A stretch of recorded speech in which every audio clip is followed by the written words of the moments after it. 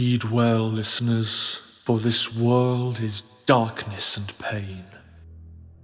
From the ice-capped mountains of Jotunheim to the untamed steppes in all their wild splendor.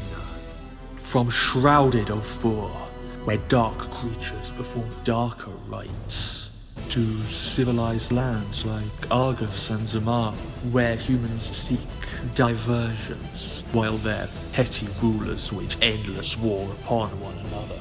The Stygian blackness of night encroaches from all sides, but some there are who stand against it. For revenge, for power, for bloodlust, or for principle. They bring their steel against this world. Throk of the wild barbarians, Arven of the Shadar Kai, Daro the Faceless One, and Raylan, the Promised One, Herald of Zalios. Against all they survey, these four will prevail.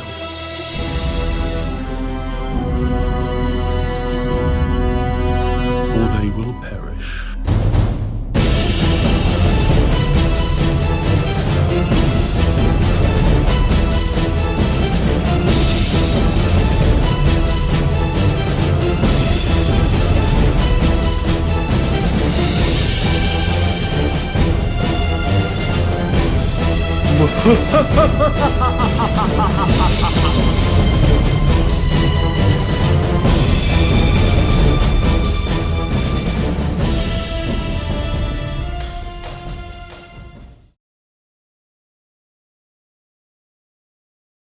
Hello, and welcome to Shadows of Archonia, our weekly 5th edition Dungeons & Dragons live stream game. My name is Steve Boshear, and I will be your Dungeon Master for the evening. And I'm Joshua, and I will not be playing Throk. I'll be playing Clay. Clay, okay. Man, I almost wanted to keep my character a secret until the campaign starts. It's all right. You can skip it. Let's do that. Yeah. My name's Alan. I'm going to be playing a unknown character tonight, special for this one shot. I'm Carolynn, and I'm playing Lillian. Lillian, okay. The name changed a couple times today, didn't it? No? Oh, I thought it was something else before. Matt will not be with us tonight, which is part of the reason why we are doing a one-shot. And then I'll explain the rest soon. Yep, so, yeah, if you know D&D, but we didn't talk about races and subclasses, but normally we do. And when we do, there's some really nifty ones. And they come from the Dark Arts Player's Companion, which is a third-party 5th edition supplement created by Jono 3000. Great free supplement. It's available online. It contains new character races, new subclasses for every character in the game, new spell casting mechanic called Hemomancy, and what else? Oh yeah, even more new monsters to throw at your players, all of which have a dark and evil bent to it. So the creator Jono 3000 has a Patreon you should check out, because he releases other homebrew material as well as this amazing book that we use a lot.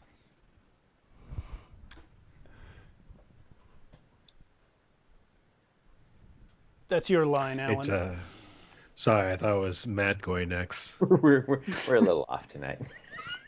It's going to be a fun night. If you saw the animation in the beginning, the music in there was done by a man named Gimenez at YouTube channel OurMusicBox.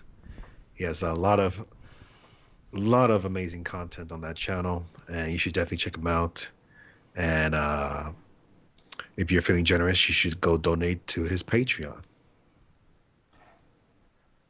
Agree. All of the Well, Matt's not here to do the voiceover line. That's in the voiceover in the intro is by Alexander George M.S, who I think has maybe watched a couple episodes of the show, and he hangs out in our Discord though, so he's cool. All of the digital artwork that you saw in the intro is by yours truly. I can be found on Facebook, Twitter, or Instagram as Mighty Works Character Portraits, or on ArtStation under my actual name, Steve Boshear. I do take commissions, so if you'd like your own character or party rendered in my style, hit me up.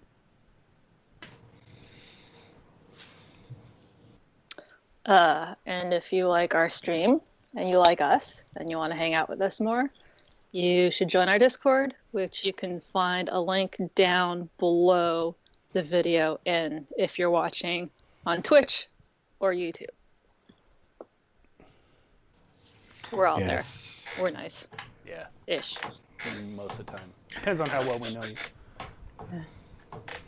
And speaking of YouTube, we also have a YouTube channel that has all of our archive of all of our sessions, including all of our one-shots. So you should definitely check that out. And we're here every Friday at 8:30 p.m. Pacific Standard Time at shadowsarchonia.com. Shadowsarchonia, Twitch. I wish we had .com. I mean, we can go get one. I'm a web designer. I can buy it in a few minutes, but remind me sometime. So this isn't in the credits because I haven't written it in there yet. But if you like watching people play awesome games, but you don't like 5th edition D&D to be everything that you watch, we have a second stream on this channel now on Monday nights. We are doing a stream called Tales from the Backlog, and as a matter of fact, none of my 3 players tonight have ever been on the other show. Matt has, and we have a rotating cast that pops in and out, and we do short 1 to 3 session adventures in all sorts of different gaming systems. So far we've run Hyper Tellurians, Beautiful Space Pirates, Blades in the Dark, Honey Heist, and Wander Home. Excuse me. We'll be taking this coming Monday off, and then following that we'll be beginning a 3-session adventure in Dungeon Crawl Classics, which I'm very much looking forward to.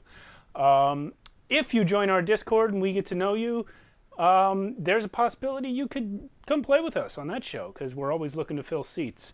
So, yeah, come check us out on Monday. And those shows, the previous episodes are on our YouTube channel as well.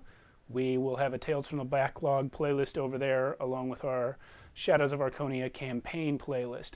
Now, tonight's game is neither Tales from the Backlog, nor is it part of our main Shadows of Archonia game. This is an Archonia adventure, but it's not part of our main story. It is rather backstory. If you saw last week's episode, then you will probably know who this artwork is of. We had something of a moment there at the end, and and Freya is no more. I don't see Good what's riddance. so I don't see what's so funny. What's so funny? What's so funny is that we must laugh to hide our pain. But because of Matt's absence and because of the gravity of the moment, I thought it would be a good week to do a little bit of a flashback to events surrounding Raylan and Zelios and Freya as children. So tonight, we will take everyone back to about 12 years before the start of our main campaign, a time when Freya and Raylan were about 4 years old. And our players here will be embodying members of the cult of the Unchained God. At the temple, where the promised one and the betrothed are being raised. So, I can't remember all your character names because they're different, and that's hard. Okay, Clay. Well, Clay's not hard. Yeah, That sometimes Clay depends is on the hard, stage but of its the name development. itself. Yeah, exactly. Well, this is low level Clay, so he's Sure, probably bud. pretty soft. Yeah. Say more things. Okay. We are going to open with you, Mr. Clay. You have been here at the Temple of the Chained God for most of your life. When you are called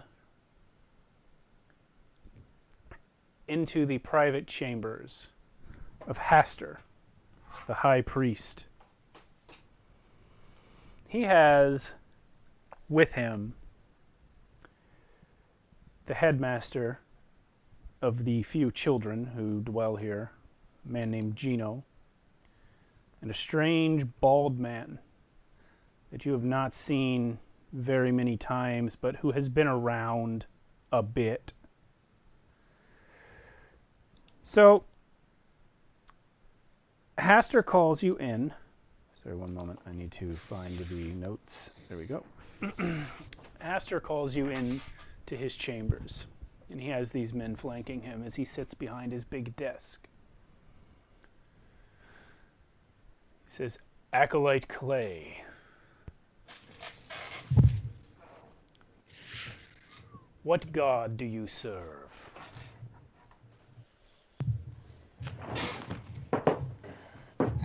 Well,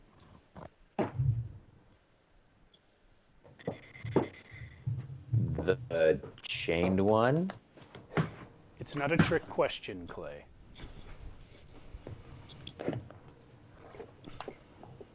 You never know. Well put. What's going on over there? We setting up a campsite? Don't worry about it. It's kind of loud is all, bud. Anyway, he sort of steeples his fingers in the manner of people who are in charge of you. And Yeah. he says, Clay,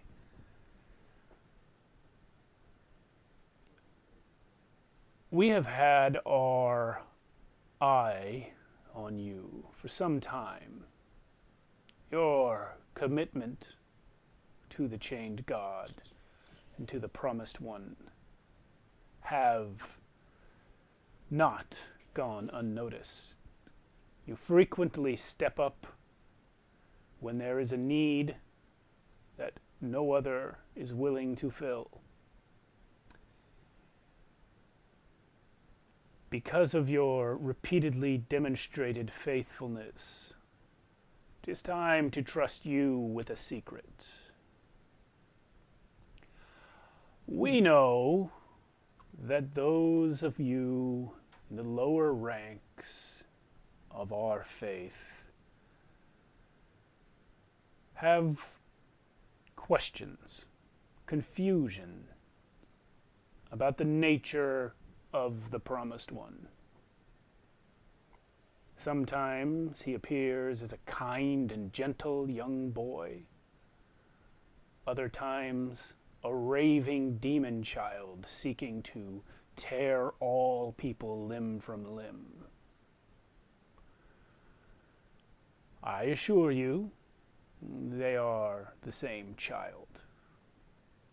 You see, when the Promised One came to us, we quickly determined that until we could train him to follow the ways of the chained God, as any child needs training, he would be too dangerous for us to control. His power, even as a newborn infant, was evident. This man, and he gestures over his shoulder to the bald man. This man is Necron, whom you have no doubt seen here at the temple from time to time.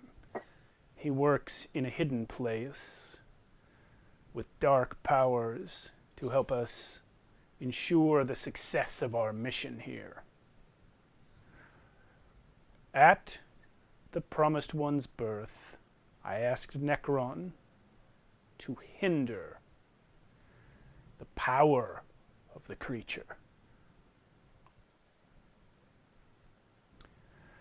You see, those of you who know him think of him as two people, Raylan and Zalios.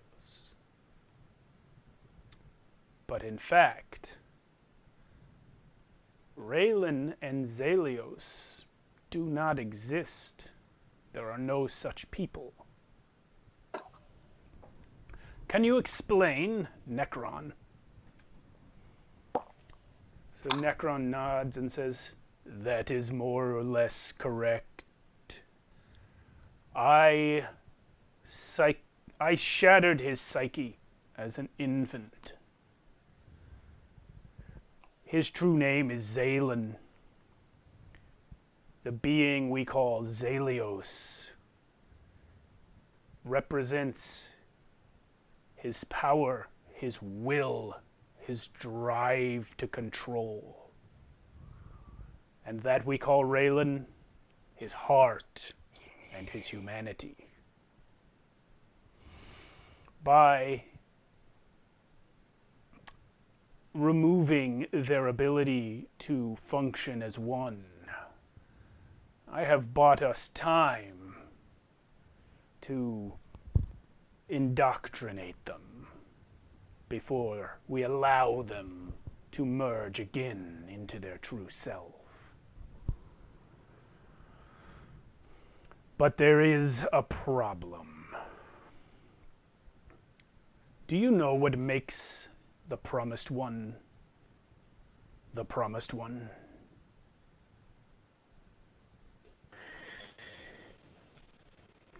I don't, but I bet you're gonna tell me. He is the one who will open the gates for the true servants of our God to come to this realm, and then we will be able to unchain our Lord. The Promised One will open the gate. Okay. He is able to do this. Yeah, that makes sense. He is able to do this because he is Akun Ra. An Akun is a vortex of chaos. Akun Ra is the Chaos Lord, the most powerful Akun in existence. But there was an oversight. By keeping Akun Ra here, along with another Akun, whose identity I imagine you can guess, I ain't got an idea. we invite chaos to strike at our temple every day. You've probably noticed there are not many quiet weeks here. Something is always happening. One of those things was when I split the Promised One in twain. By doing so, I made the half of him that is more tied to the chaos visible to all with arcane power. Our enemies know he is here. We need not go into details about how, but our spy network has determined that members of the Order of Asmodeus, worshippers of that tyrant god, seek to infiltrate our glorious Chaos Temple. They're on their Yeah, way they would. here through the steps as we speak.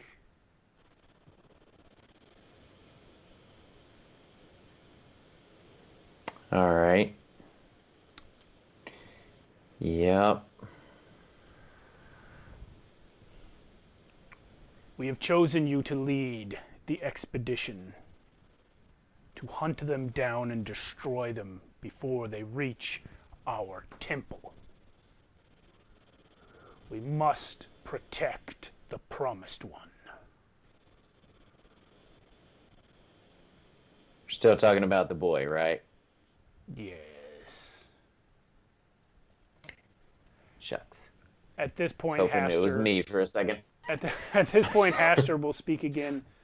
We value you, Clay, because you do as you are told, not because you think up things to do on your own. Well, whatever helps you sleep at night. We trust you with these details of the Promised One because we consider it vital to your mission that you understand all creatures of magic and chaos will be drawn here. Yeah. We have chosen comrades for you. Necron,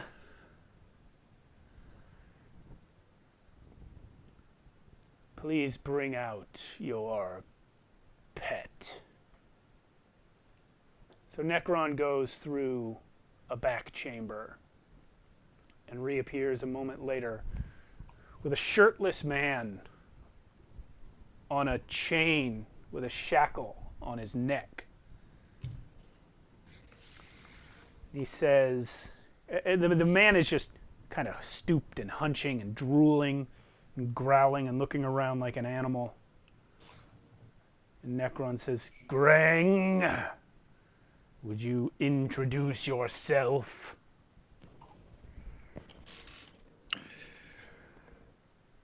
Grain does not need to introduce himself.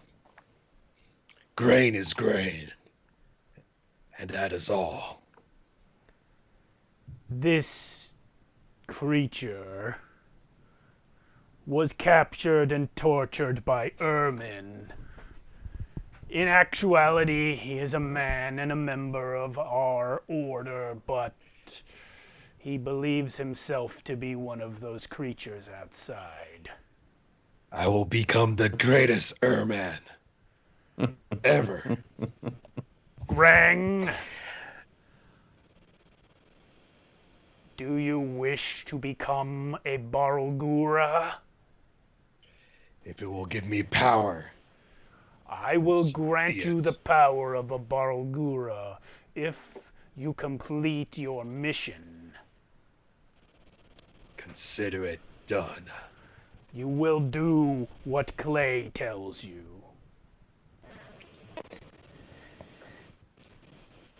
Clay kind of like walks over to no, not Clay.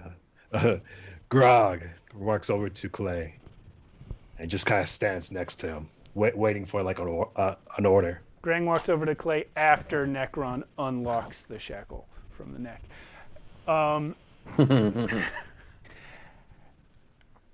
Yeah.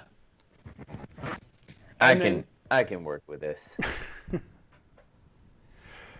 So Gino, the headmaster of the children, says, I also have someone that I wish to contribute to the mission.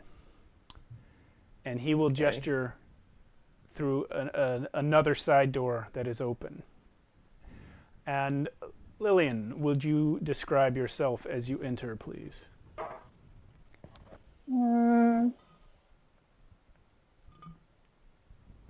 Fully cloaked. Can't Hood? really see much of anything except her eyes. Hooded? Hooded. Okay. And her eyes are just very dark but piercing. Everyone in this place is creepy looking, so it's not super weird. But Gino will say, in our many lessons about the nature of our faith, Lillian has proven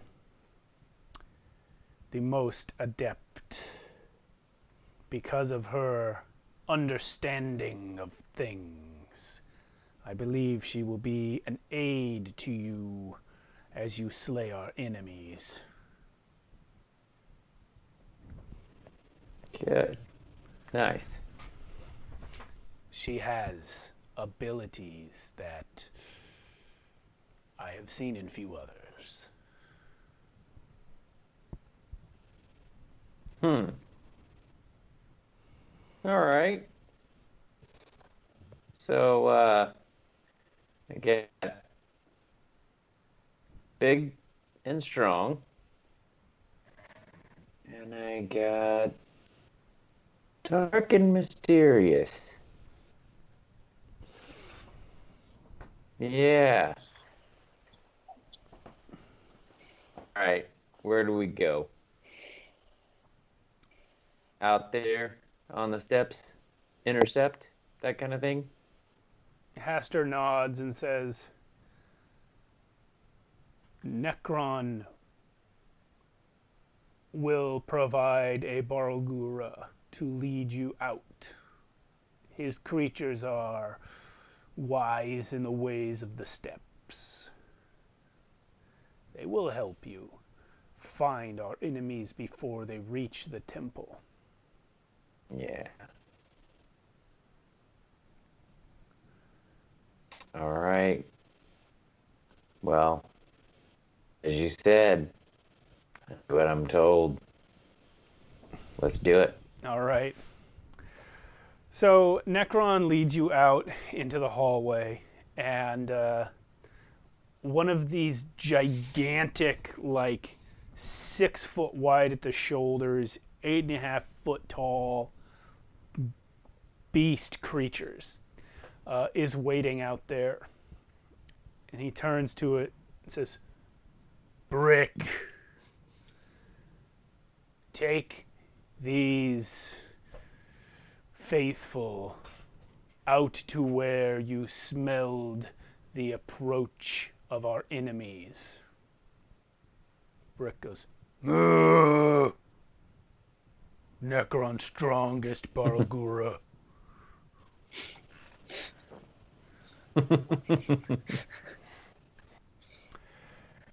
Nice. So, as you are being led out of the temple by Brick,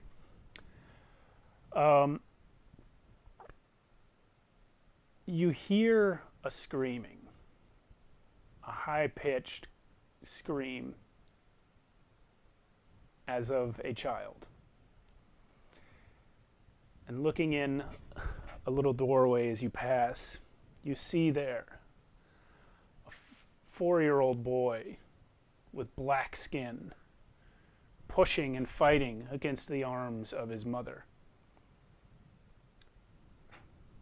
And he's screaming at her. You don't understand! Gino was mean! He was mean to Raylan! You must kill him, Mother! Kill Gino! And the mother responds, Shh, Zelios, you don't understand. Gino was just trying to help Raylan. Gino believes that Raylan needs to be strong, so he was trying to help him be strong for his own good. And Zelios replies, No! No, I am strong! I will kill Gino! And at this point, another woman who is in the room comes over to the door and closes it, and you cannot hear anymore.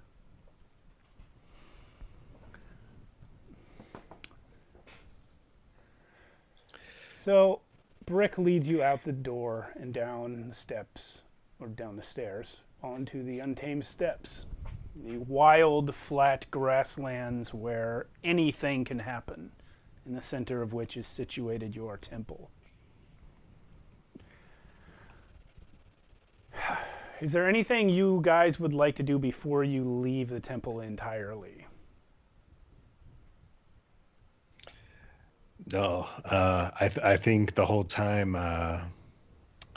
Greg is just like in back of Clay and kind of almost kind of like pushing him in a way, because he's just like, hurry up, let's get out there, let's go, let's go.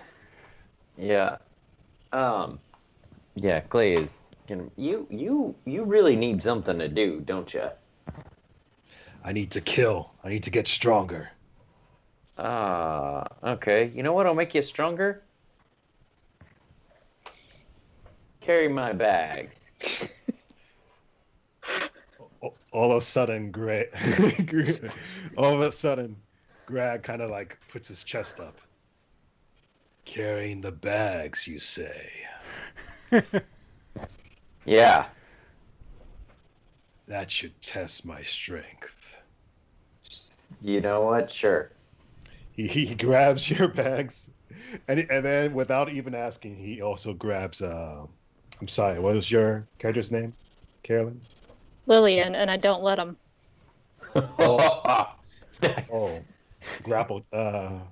What's the check for that? Because he's gonna try to grab. Yeah, it would be a grapple check, I think. Yeah. Mm-hmm. Or it would work the same as a grapple check. He's going for it. All right, opposed athletics. You can do acrobatics to get the bags away from him before he can grab them. Whatever's better for you.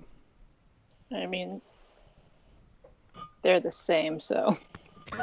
So they're both really good? Oh, yeah, Something. absolutely. So I'm doing athletics. Yeah.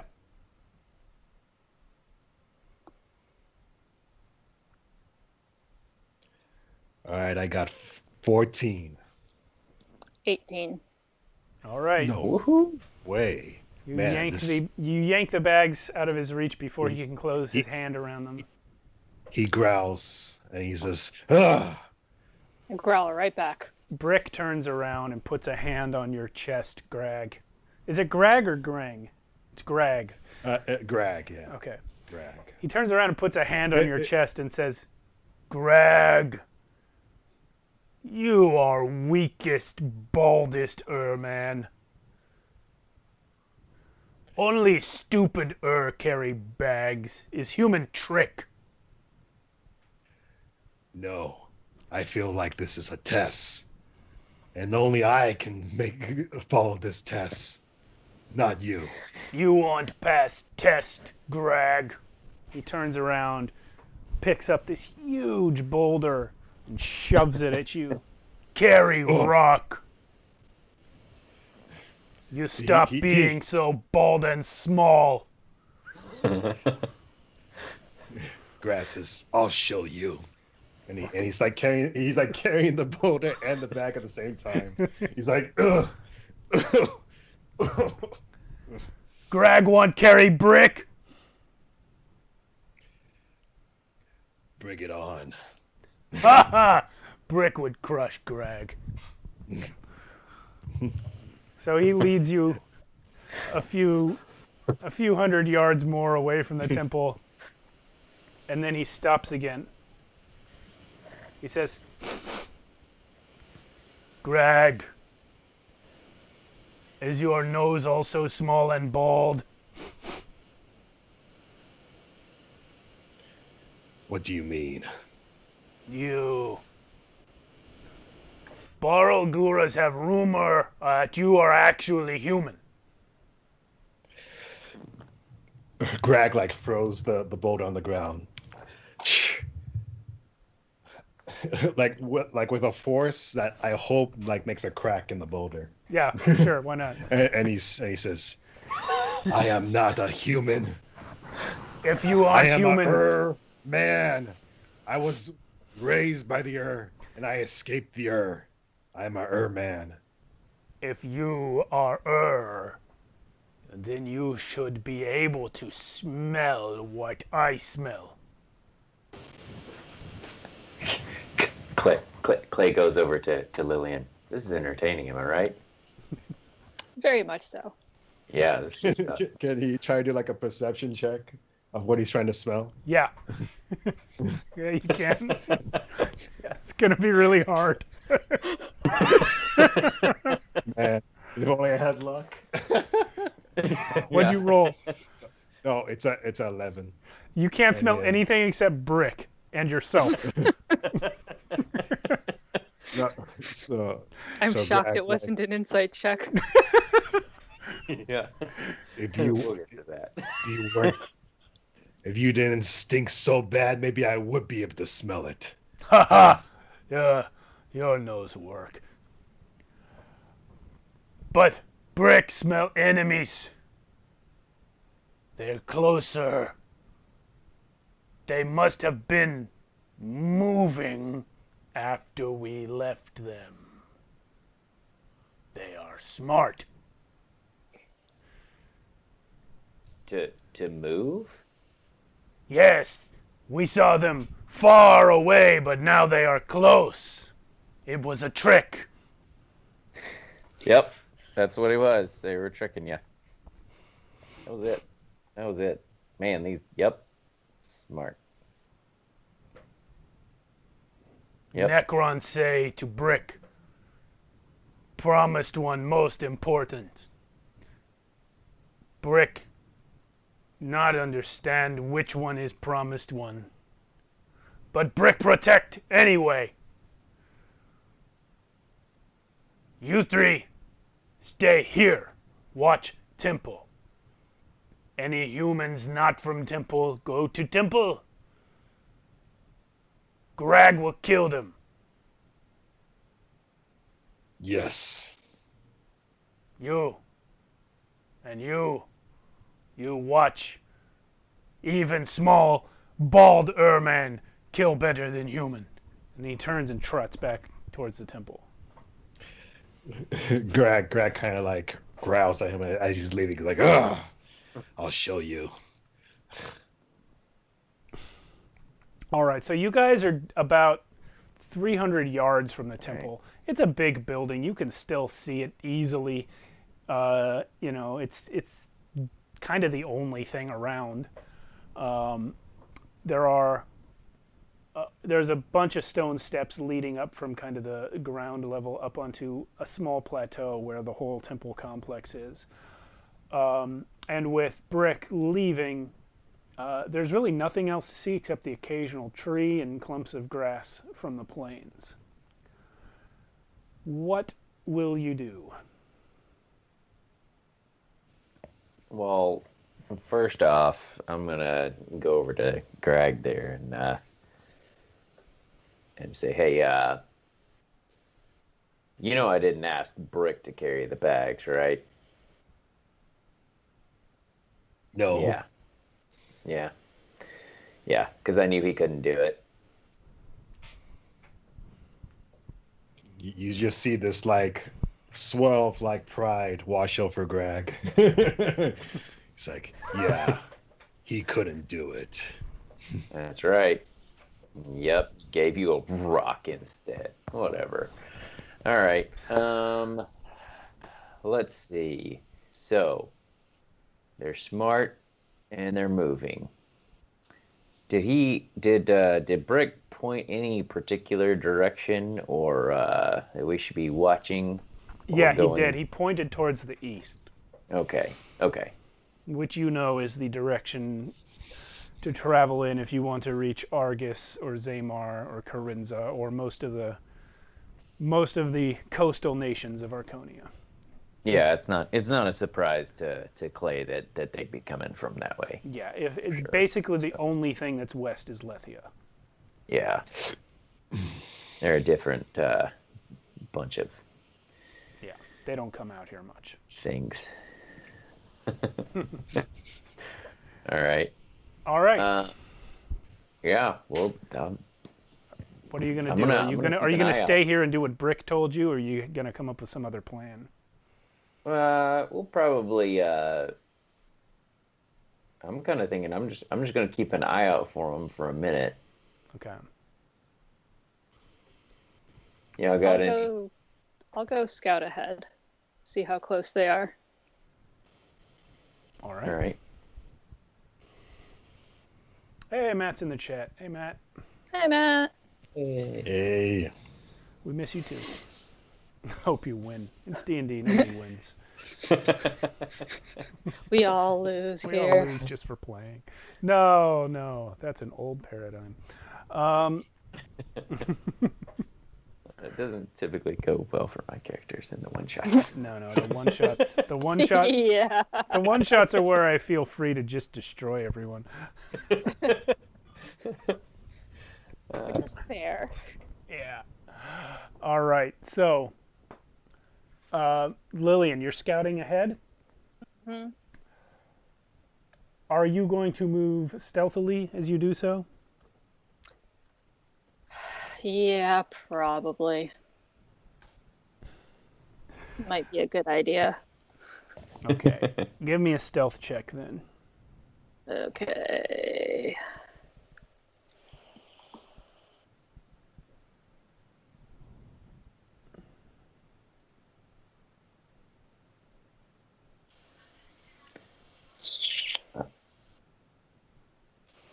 And then I get to add my proficiency. I don't think I've been doing proficiency bonuses right. Well, if you're using a D&D Beyond sheet, it should already have done the math for you. Oh, really? Yeah. You don't need to do math. It just tells you what number to roll. Okay. 17 then. All right. Well, you become one with the grass, I guess, and you move through it silent as a breeze, which is not silent in grass, but this one is. And before you go more than a quarter mile, you begin to hear whispers coming from off to your left of other people crouched down in the tall grass, trying to move through it without being seen. You hear one of them say, "The temple is not far. If we can get there, perhaps we can simply steal this promised one of theirs. Maybe we can climb in a window or something." Another guy says, "That is seldom how these things work. We will have to infiltrate openly somehow. Perhaps we will sacrifice those four in a direct attack so that we may sneak in the back. There are many ways to go about. We will have to see the layout before we make our plan."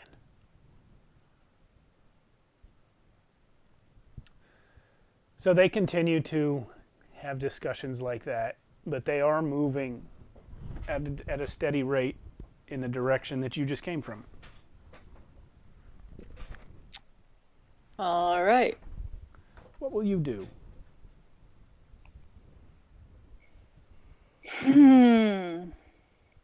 You've only heard 2 voices so far, but they did mention those 4, so there might be as many as 6. Yes.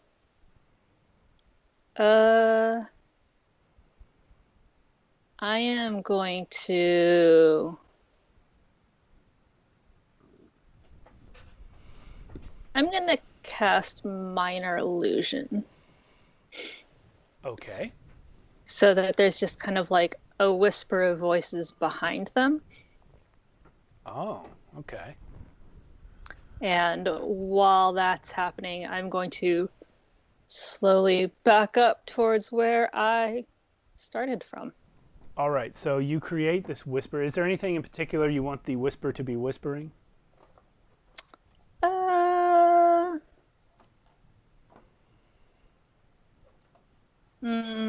Or just indistinct human voices?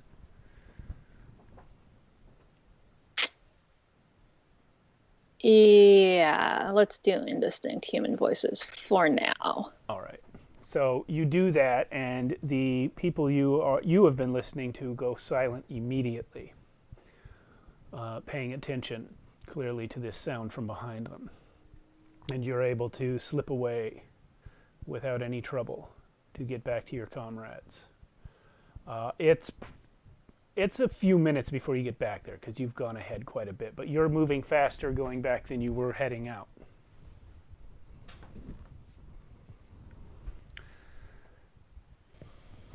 Cool. So here's Clay and Greg. Back there where I've basically told Craig, you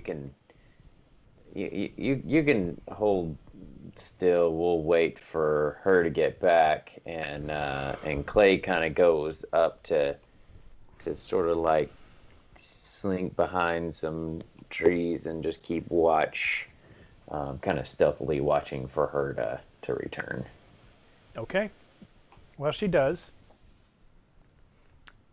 And there's Greg standing out in the open, and Clay not.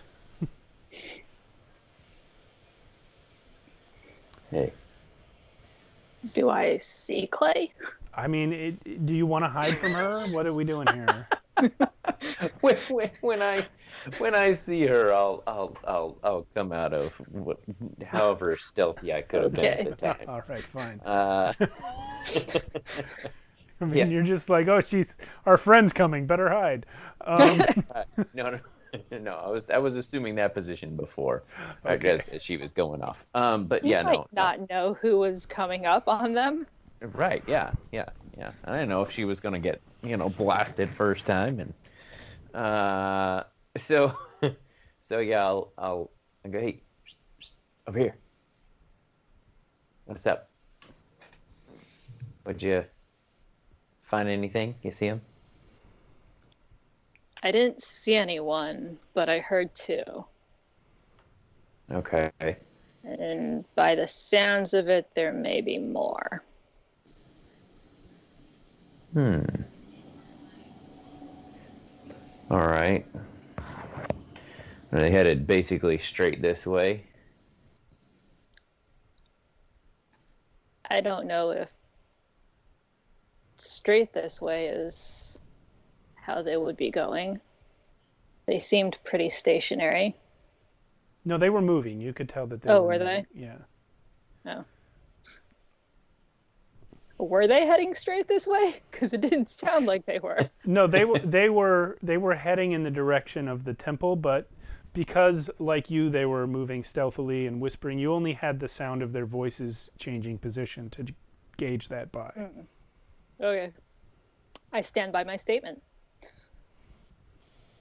I don't know if straight this way is the way they were coming. No, that's fair. It was basically so they are headed this way toward the temple. They're still moving as Brick so profoundly stated. Yes. Yeah. Okay. All right. Good. So here's the thing. Greg, you think we could you could hide behind that rock you were carrying, or the tree? I mean, Hide? What for? yeah. See, it's kind of being strategic so that we can, whenever they come by, we can. Ermen are not cowards. Yeah, no, I didn't ever once say you were. Where are they? Okay, they're coming this way, right? Where? Yeah, they're not here yet. It's, you know what? If you count to 100, then they'll be here.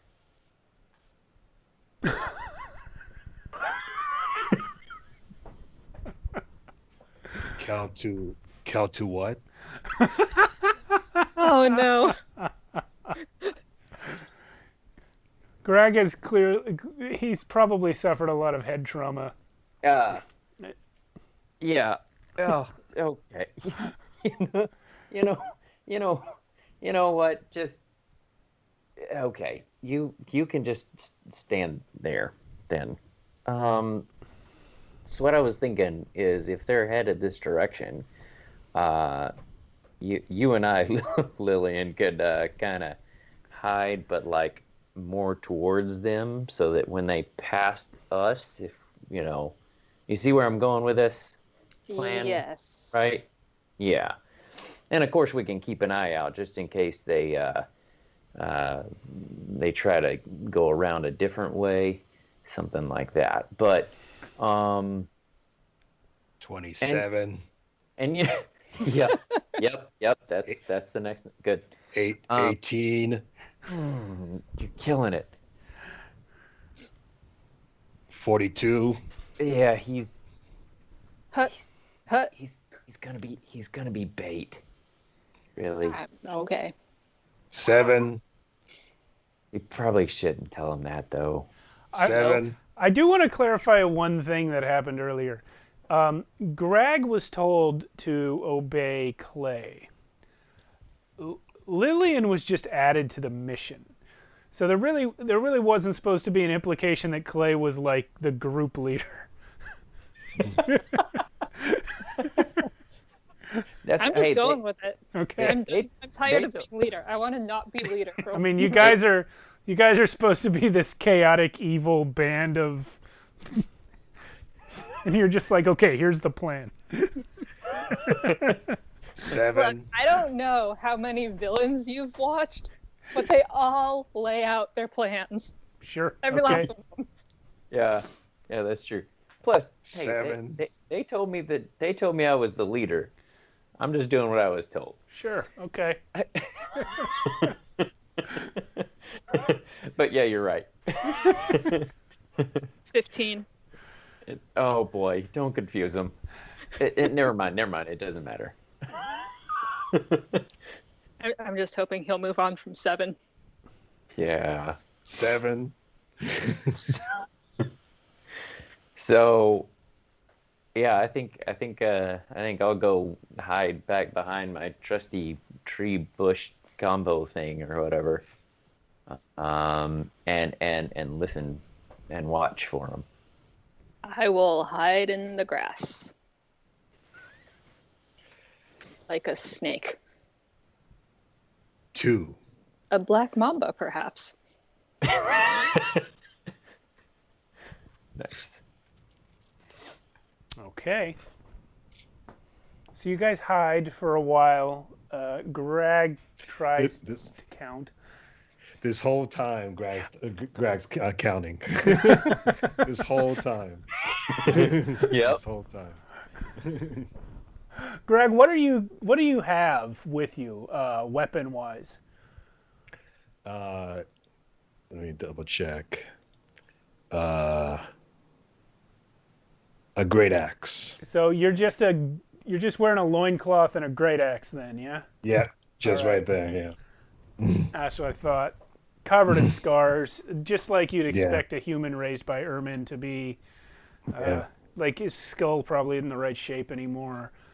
And that's the only thing that's visible. As a rustling comes out of the grass, and you see not 2, not 6, but a couple dozen people in black robes come charging forward in a crouched run towards the temple. And Greg, just before they reach you, every single one of them falls to the ground dead. Greg looks them fall, and he's like,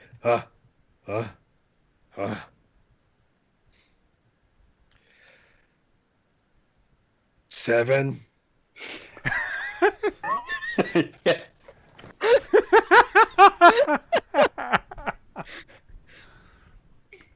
And then coming out of the grass right behind where they came from comes something else. It is roughly the shape of a man, carries a long wooden staff of gnarled oak with a skull on the top of it. And its dead, rotting face has 4 tentacles hanging where the mouth should be. And it looks up at you and says, it looks across at the 2 dozen bodies on the ground and then looks up at you and says, 7 with no blows. Very impressive. You hear this in your mind, all 3 of you do. And Greg is like looking around. This being points its rotting face towards the temple building, sighs and shakes his head. Why is it every time my attention is drawn to this plane of existence, it's this place? Greg like looks over to Clay and says,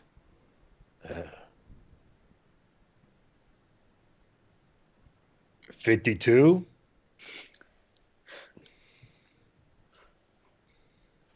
$100.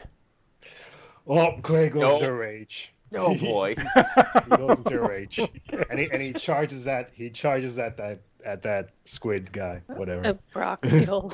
All right. You know what? Roll an attack. Okay.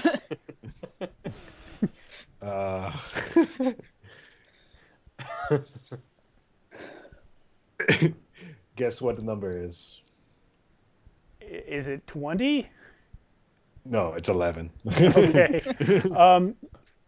What is the manner of your swing? Is it over the head? Is it from the shoulder? It's like a jumping over the head attack. He's All like, right. "Ah!" You bring your axe down before he can even move, and you slice through the top of his skull, and you basically bring it all the way through his body, and he just falls apart into 2 heaps on the ground. Clay, you feel a hand on your shoulder. Turn around, and there's this same creature that Greg just killed. He says, "You have some of the mind powers, I see. Yeah. That should keep your friend happy for a while." You see Greg just celebrating off the side. He's just like, yeah. Yeah, I think he made him just feel like it's his birthday. Well, I do that for people from time to time when they want to feel important. Huh. I don't like being here. Something about the ground in this place makes my head hurt. But I came to warn your people. The spies that come to steal your promised one are already inside. Oh, come on. They were there before you left. Did they know about this? Did they send us away so that they would? Oh, come on. I have trouble seeing inside the building. There is something pulsating and writhing. It makes it hard to focus. But know that I have no immediate desire to see your temple harmed. Indeed, I think something very important to the future of the world will come out of that place. And so I give my warning and depart. The infiltrators are already there. He's gone. I was just about to inside check too. You may. I mean, you can have. Sure. We can just say you were inciting while he was brain talking into you. Oh yeah, because I was letting him talk, but I was totally gonna see if he was full of it, and okay. That's it's an 11. I mean, you don't know. It was a dead squid man. What? Yeah. What do you know? Yeah, I don't exactly have experience with that kind of thing. So, okay. Well, it's worth at least checking into because that was a pretty crazy thing that just happened. Lillian pops out of the grass. So now what? And she looks over at the dead bodies. Well, if anybody asks, we did that. Let's go. I think we should probably go check and see if there's anybody inside. I mean, that's what I think. All right. Greg. What? Hey, Greg. Good job. Yeah. Good job. There's more inside of there. So we Greg gotta starts go. running. He starts running towards the place. Yep. He just. Here we go. All right. Okay. You guys head back to the temple. When you come in the front room, there's always a couple of cultists on guard there. It was nice to be outside for a while. This place is pretty crowded a lot of the time. Ever since the Promised One was born, more and more people have been coming. There's almost more people than the building can hold. Everyone's barracked up in all the sleeping chambers, and very few children, though, other than the Promised One and the Betrothed. There's a couple others, but mostly just those two. So you come in, there's 2 on guard and 2 others in the guard room just hanging out with them. And you have the whole temple full of people that, for the most part, you know, or at least vaguely have seen. Where will you begin your search?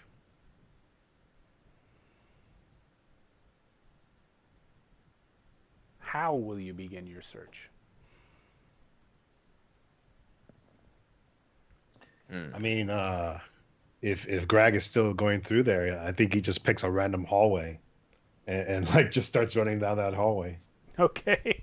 Coming in the entrance. Or he stops for a second and tries to use his man senses to figure out where they are.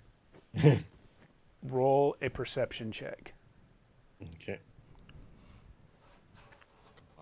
Baby, that's what I'm talking about. 22. Okay, here's the thing about it. You have no idea what you're looking for. So, in what manner do you search? Are you just looking around? Did the people on the ground that I left not give off any kind of smell? They smelled like humans. Okay. Do I smell humans anywhere? Yeah, everywhere. Everywhere you point your nose, you smell a human. I go to the nearest one. Okay, it's one of the guards here in the entryway. And he goes up to him and says, "Where are the intruders?" The guards suddenly stand to attention, and the 2 guys that are in there with him also pop up. They look around. Intruders? What do you mean, intruders? Greg killed many humans outside. You killed them? Then squid thing said more humans inside. They all start to relax. One of them says, Greg, of course there are humans inside. Are humans. We are all humans in here except for the Barlguras. But, of course, Greg. Just because the humans outside were enemies doesn't mean the ones in here are. They were enemies, Greg, right? They look over at you two now and they're like, he didn't kill our people. Greg, I just Greg shrugged. is like visibly confused. He's like, not humans.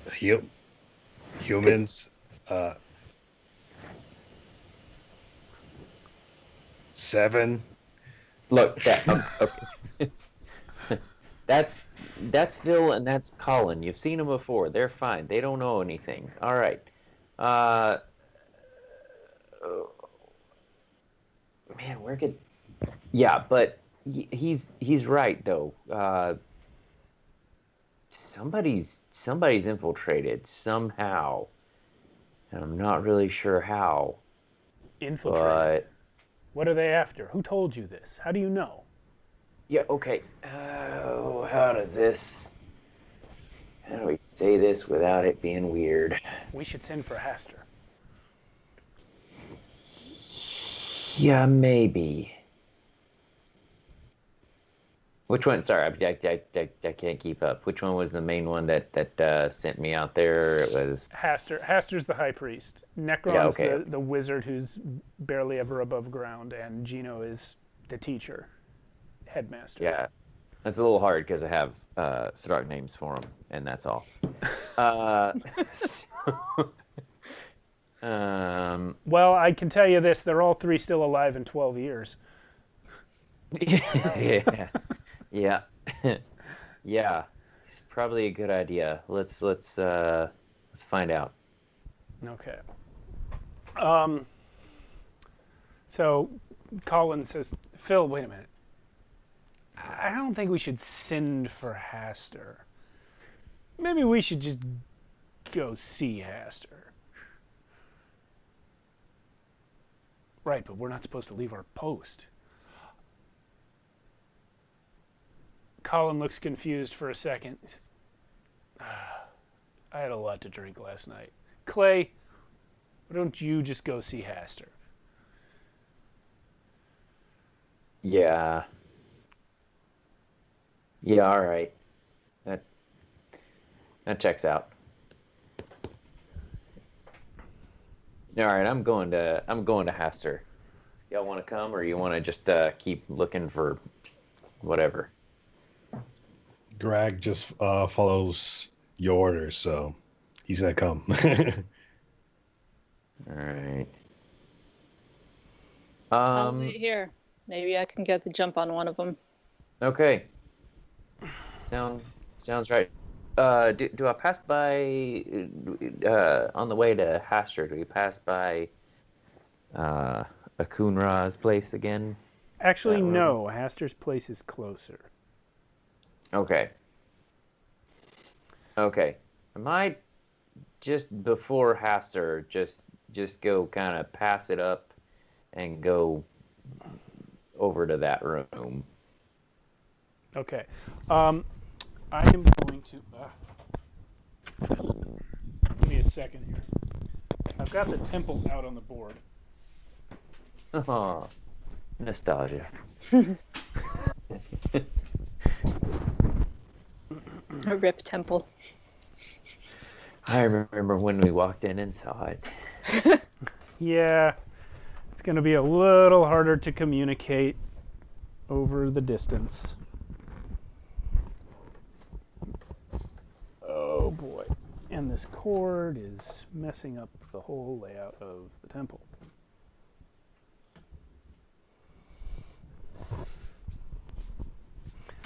It is not easy when it's this big and I'm the only one here. Okay. So, let's see what we can see if I turn this off. Where is it? Not that. Okay, so let's see. This here is the entrance room. that you just came out of. I'm going to back this up a bit more. This is the entrance. I'm going to pick this up. Mm-hmm. Mm-hmm. So that's the entryway where you've just been speaking with Phil and Colin. Great names, by the way. Thanks, I appreciate that. So in the back, this leads out to a hallway, and this leads out to another hallway. Here is wall. Haster shares a room with Gino in here. Right. So in order to get to Haster, all you do is go into this hallway and into this. There's a door here into the room. Now this room here is where the promised one lives with his mother. So in order to, the door to this room is on this side. So to get there, you come down the hallway to the door. Yeah. Yeah, I still think I'm gonna do that just to see if I can peek in on them. Just kind of see if I can notice anything out of place, or You do not. The door to their room is closed, but you actually can hear from the other side of the hallway where the classroom is. That school is back in session. You can hear Gino in there teaching the children. Okay. All right. And the children is those two. The promised one and Freya, and there are 2 or 3 other kids. You're not sure whose kids they are. You're not sure if their parents are even here at the temple, but there are 2 or 3 other kids. All right. Okay. Just checking, because you never know. Yeah. But they were Gino. You were raised here. Yeah. You went to school in there. Yeah, I would know. I would know that that's normal sounds of indoctrination. Of teaching.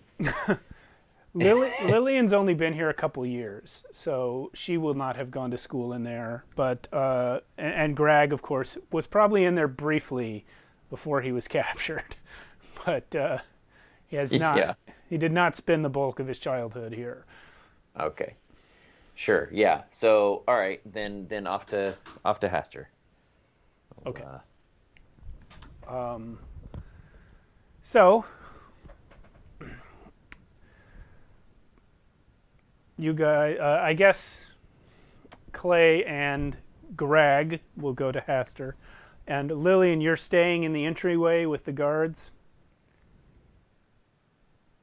Yep. Okay. Well, Phil is gonna lean against a wall and try to look cool. He'd be like, "So Lillian, what are you doing later?" Not you. Come on, man. Colin just shakes his head. Phil,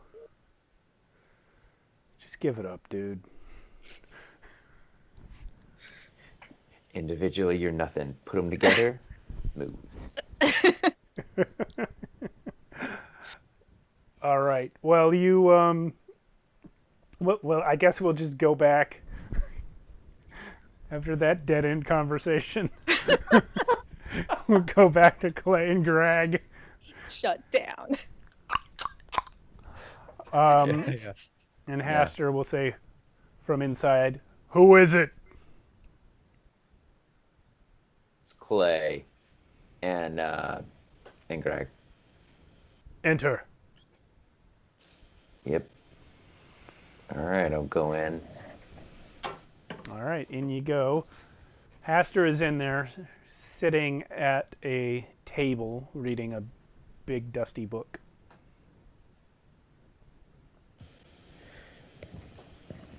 You have barely been gone 2 hours. What have you learned? Well, first off, part of the ones coming here are taken care of. Well taken care of. It was actually a lot easier than I thought it was gonna be. second part,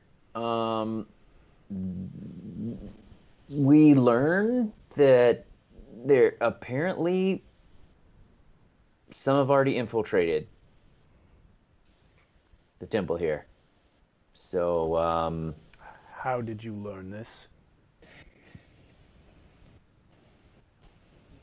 well, a little birdie told me. It was an ugly bird. Speak plainly, Clay, or I will have your tongue cut out. Yeah, all right, got it. Well, there's this thing. It had kind of these little things going on. Tentacle. You know what? It kind of looked like if you take an octopus and you just like put it on top of a body. And it was dead, right? It had dead skin, dead flesh. Yeah, come to think of it, I mean, it was weird anyway. This is one of the many strange beings that seems repeatedly drawn to the vortex that is Akhun-Ra. We have heard it called a Braxiel. It says many strange things to many people. What did it tell you?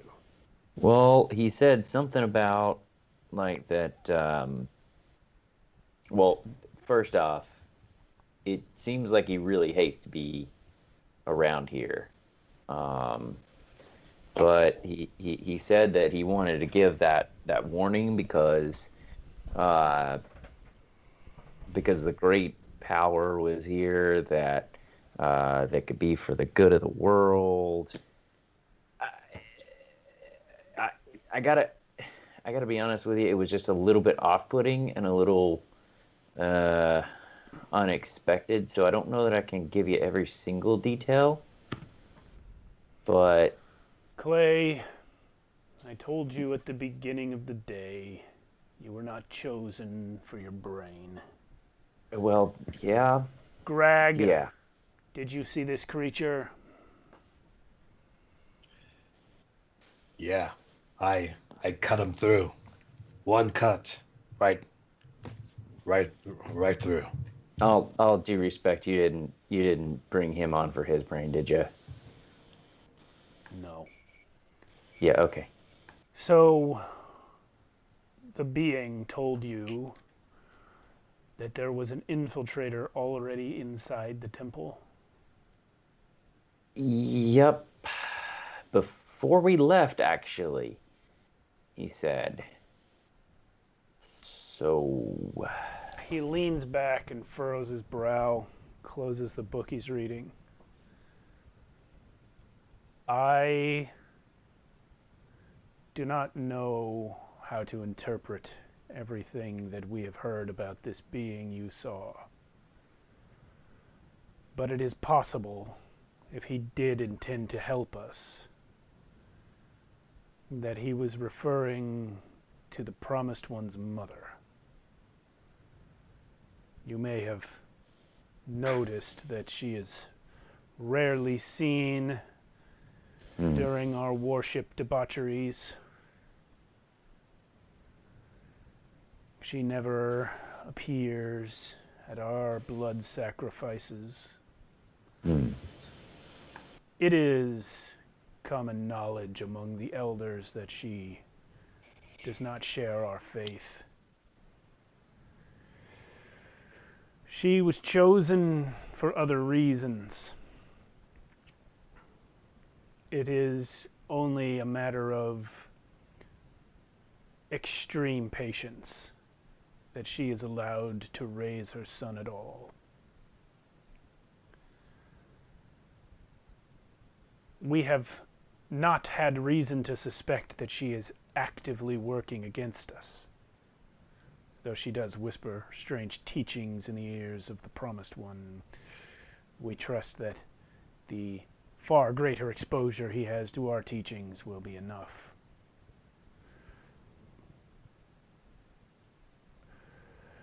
It is not safe that the other members of our community find out too much about the Promised One's mother. It is a better story if they believe she is one of us. But she isn't.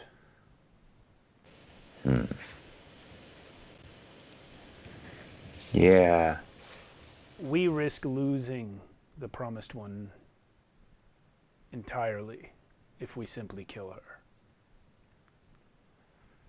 But if she is bringing danger to our people, we must know. Investigate this as subtly as you can and report back when you know something.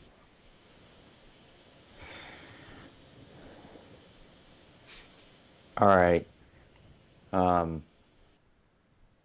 Just so you know, I mean, if you think it's somebody else along the way, let me know. Or if you want me to run her through, that's fine too. But do not harm her. You understand, Clay? Greg, you are not to harm the Promised One or his mother. You are not to harm the betrothed or her mother. Yep. You are not to harm myself or Gino or Necron. That's a lot of not to harm. You can fuck up anybody else you want. Oh, all due respect again. I'll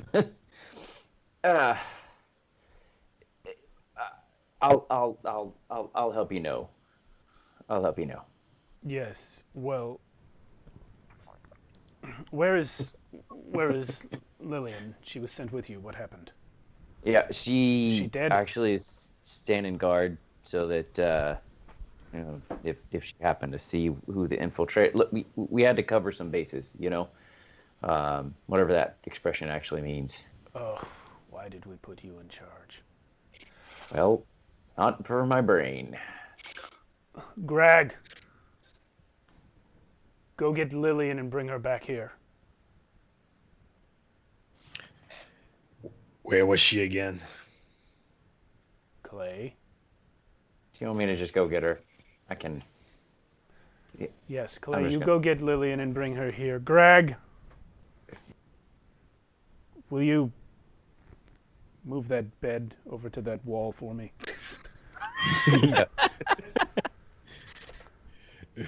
Greg starts like moving it, like, and you can hear it like scratching on the floor, like. Okay. Already don't like. Oh, I hate that sound. All right. So, Clay, when you return with Lillian, you find Greg in the room, standing proudly atop a bed that he's moved, I imagine, and the captain of the temple guard as well. So when the two of you enter, Haster says, "Captain, I am assigning these three, Clay, Greg, and Lillian, as the personal escort of the Promised One's mother. They will guard her. Your men will be withdrawn. No one is to impede their access to her, to the Promised One, or to their chambers. Understood?" And the captain just looks pissed off and nods and kicks his way out of the room without waiting to be dismissed. Well, he's pleasant, isn't he? Most of our people are short on anger management skills. You three. Imagine that. You three, go find the mother of the Promised One. You will be her new guard until you find out for sure whether she is working against us.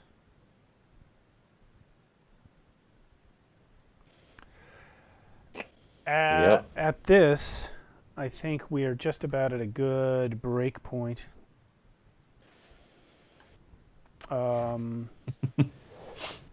It's about 9:55, so we'll take a 10-minute break now, and we'll come back to find out if the Promised One's mother is indeed a traitor.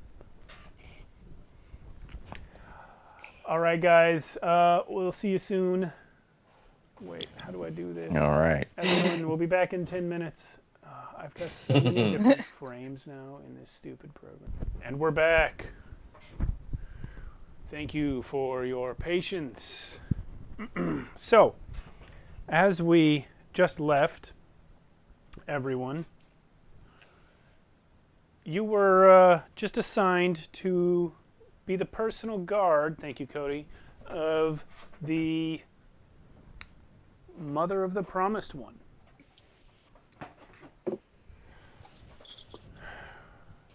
So you will now head over to her room as you were instructed.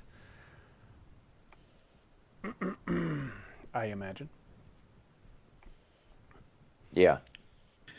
Greg just continues to follow Clay. All right. The captain of the guard is there ahead of you. And as you approach, he is knocking on the door.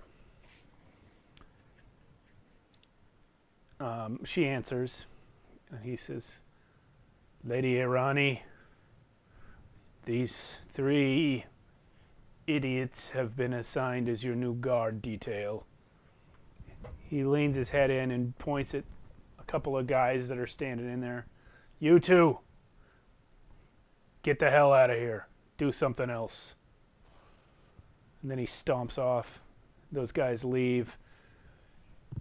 And this woman that you have all seen many times but have never really spoken to is standing in front of you.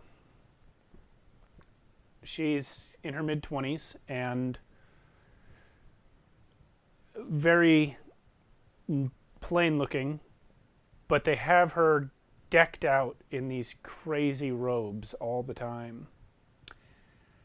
And she just looks at you and says, why has my guard been changed?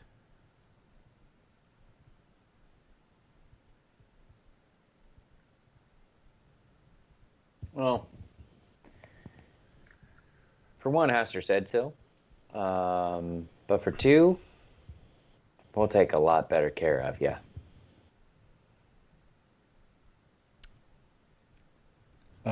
Greg starts moving the bed. Yeah, you probably want to ask first before... You! All right. Stop that!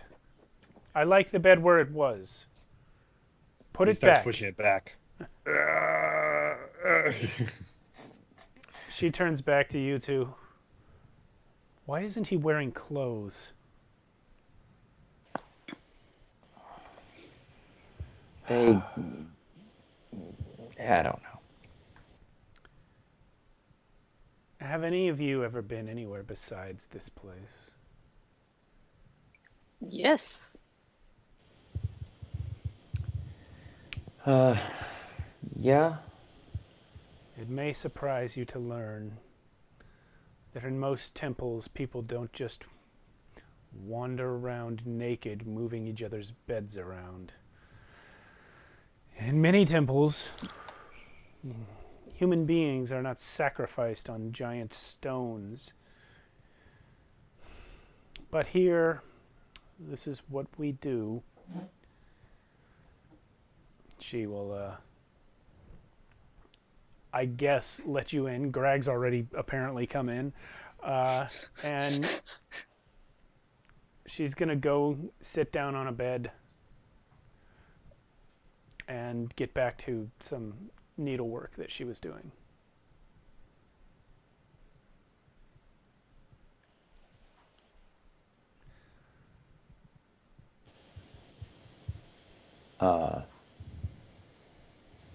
Is it anything in particular? Is she doing symbols in it or anything? You can't tell. Okay. It's not like whatever she's making, it's not like the end of it. It's somewhere in the beginning or the middle of it, so you can't tell what it is. Oh, yeah.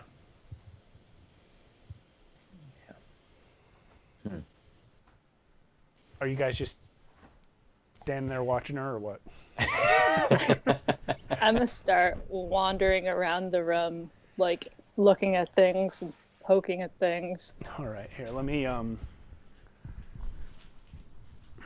show you the room a little better.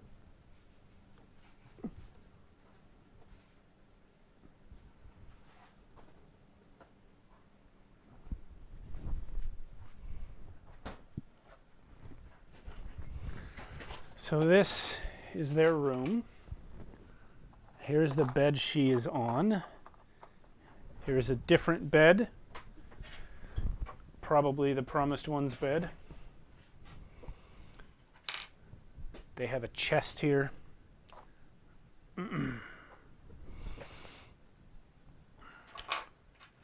And a little table in the back.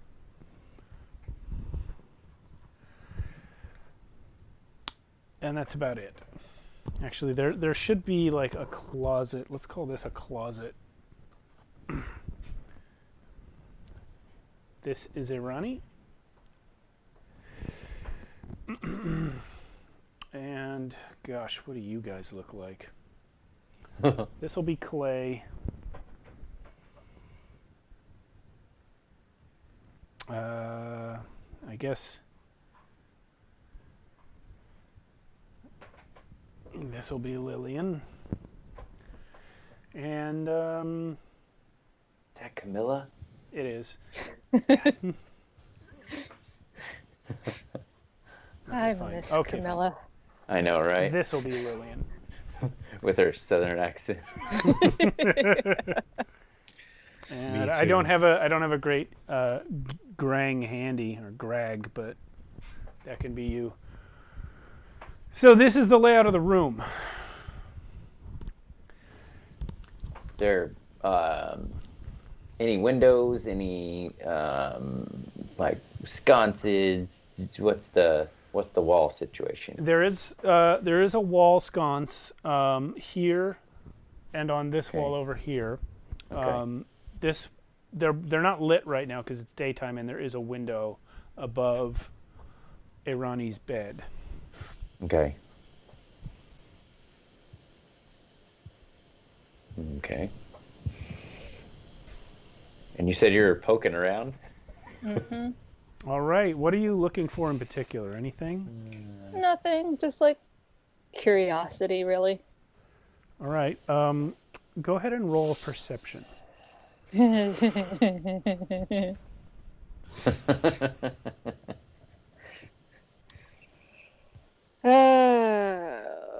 What? Yeah, that's what I thought. 9. Well, you see clothes. All the clothes that you can see are child-sized. Wherever she keeps her own clothes, they're put away. There is a book on the table with a symbol of the chained god, this symbol, on it. I would like to pick up the book and flip through it. When you pick that up, she looks at you and says, "You can have that if you want. The boys have read it enough." Is that one of the regular teachings books? It has something to do with the end of the world or something. Raylan rarely looks at it. Zalios won't put it down when he's in here. Oh. And if it's about the chain god, you probably want to read it a few more times. Yes, that is what Gino keeps telling me.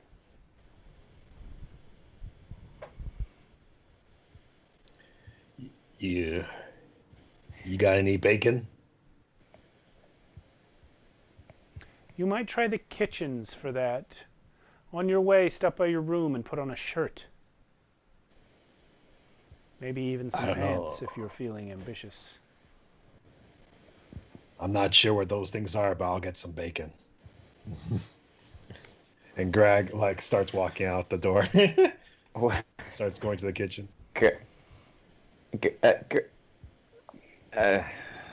Yeah, that's. Okay. Hey, can you Greg. bring me some? Greg, roll a history check. History. Yeah. 6. You go the wrong way. You don't know where the kitchen is. Okay. You're gonna head off this way, and before long, find yourself in someone's bedroom. He's I mean, if no one's in there, he's still gonna look around for the bacon. Okay. What about you two? I'm just gonna sit on the chest and flip through the book, I think. Okay. Oh, excuse me. Yeah, it is in fact a large tome of prophecies, clearly written by members of this religion, about the Promised One and how he is destined to bring about the end of the world and the beginning of the next age, in which the chained God will be unchained, and the Promised One will rule the world at his right hand.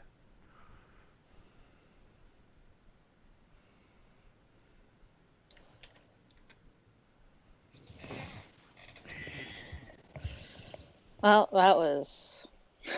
And I tossed it back on the table. And Ronnie barely looks up as you toss this giant book heavily onto the table, and she goes, "Oh no, be careful with it."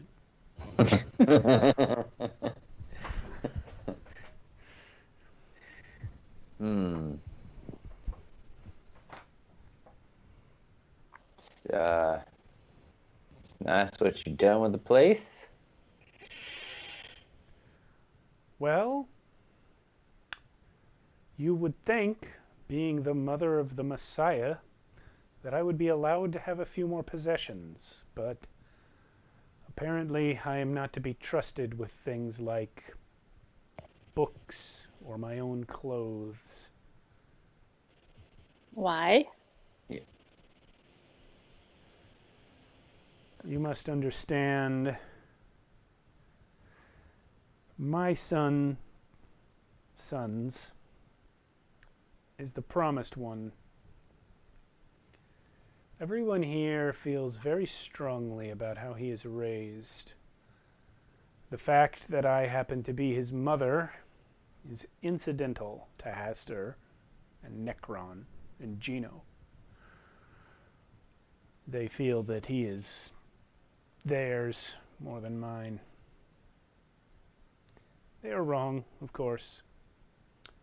I know him better than they do.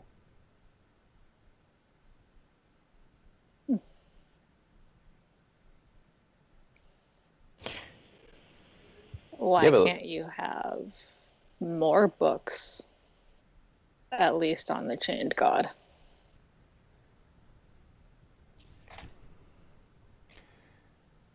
We live across the hallway from the classroom. If there is anything we wish to read, it is within our reach.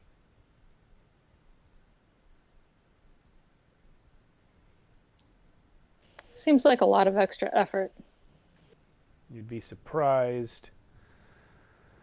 My sons spend most of their day in that classroom. When they come out, reading is not the first thing on their mind.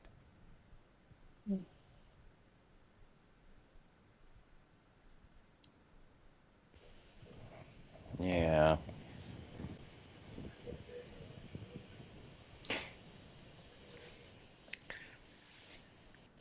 What else would you put in this room? My old guard did not talk so much. Yeah, that's why we're better. We're keeping you company. You do get lonely, right? I mean, I could imagine how that could happen. She puts down what she's working on and stands up and looks both of you in the eye. Do you know that in the 5 years I have been here in the temple, not one person has made an attempt on my life or the life of my son?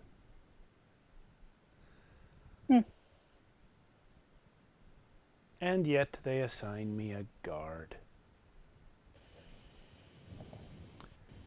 Well, It is not hard to guess why.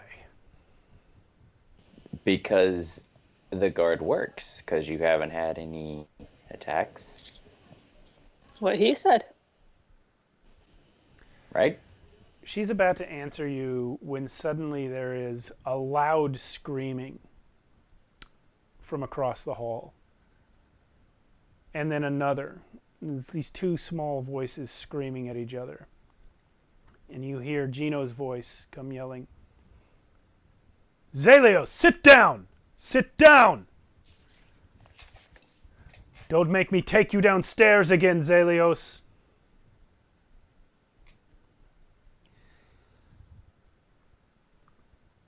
And the screaming doesn't stop when Gino says this. Irani tries to run towards the door.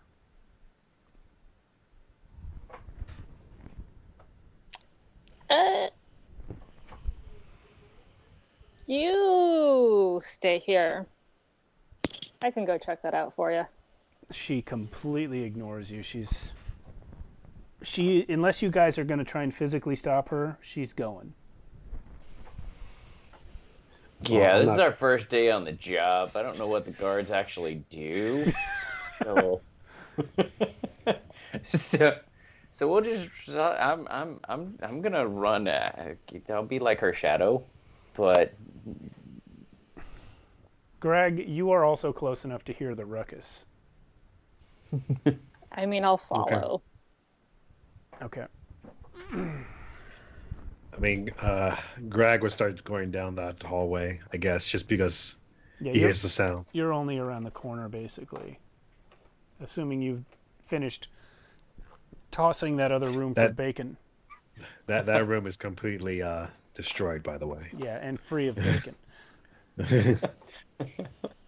You probably ate some things that were in there just in case they were bacon.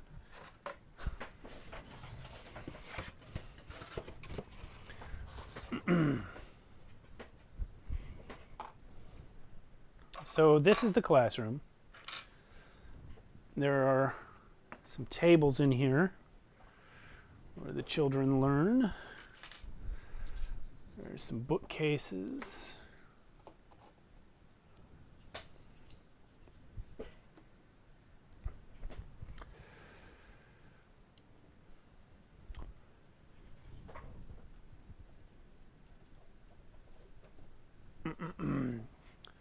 Here is Gino, the teacher.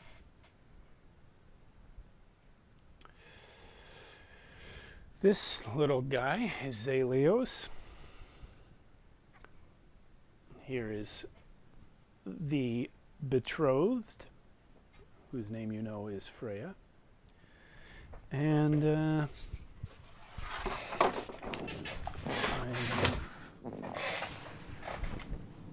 missed one here. This is another kid that you do not know. And when you come in the room, this kid is on the ground having his face beaten to a pulp by Zelios. These are... Well, Zelios is about 4. This kid looks older, but somehow is no match for the raw energy that is coming from this little kid. Gino is trying to drag Zelios off, but as you guys come into view, you see Zelios make some weird motion with his hand, and Gino gets hit in the face by something made of fire that burns his eyebrows off, and he screams and falls back. Irani comes in, and without touching Zelios, just gets down on her hands and knees and puts her face right in front of his face. And Zelios stops for a second and looks at her. She says, it just goes quiet for just a second. And you can just hear this other kid wheezing. And Zelios looks at his mother and says,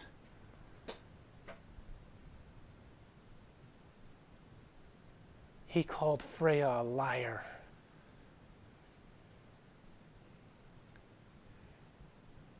And Irani sits back, looks down at this other boy and says,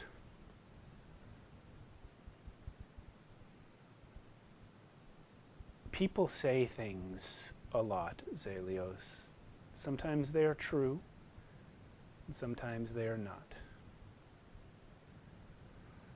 Do you think you can make all of the lies go away by punching them? Zelios says, yes! But he gets off the kid and comes and hugs Irani and starts crying. Gino shakes his head and goes over, picks up this other kid and carries him out of the room. What will you guys do?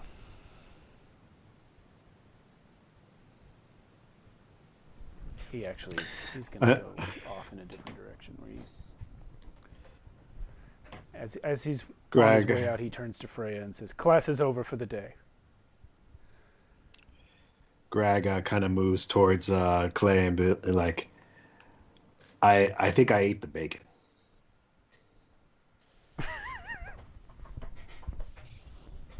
I'm sure you did, buddy.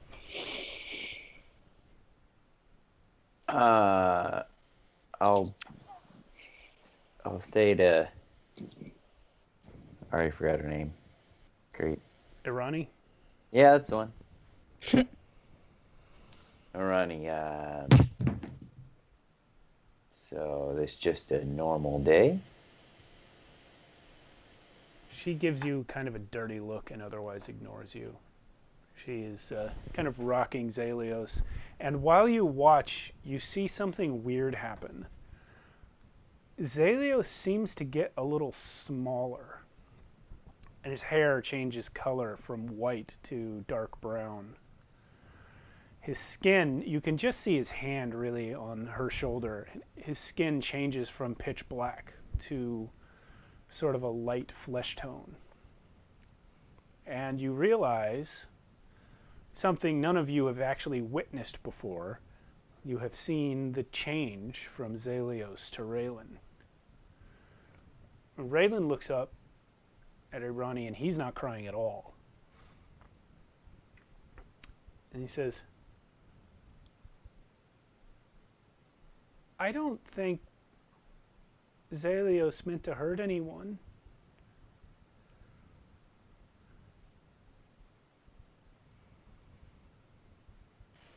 He just gets mad.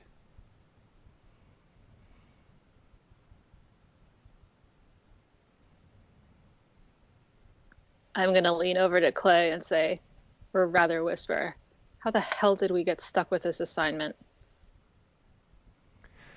Irani stands up, holding Raylan, turns and looks at the three of you, says, well, either someone trusts you a lot, or you pissed somebody off.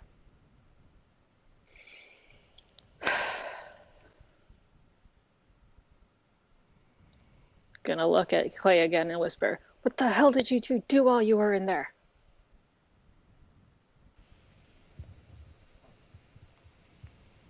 Just stated the facts.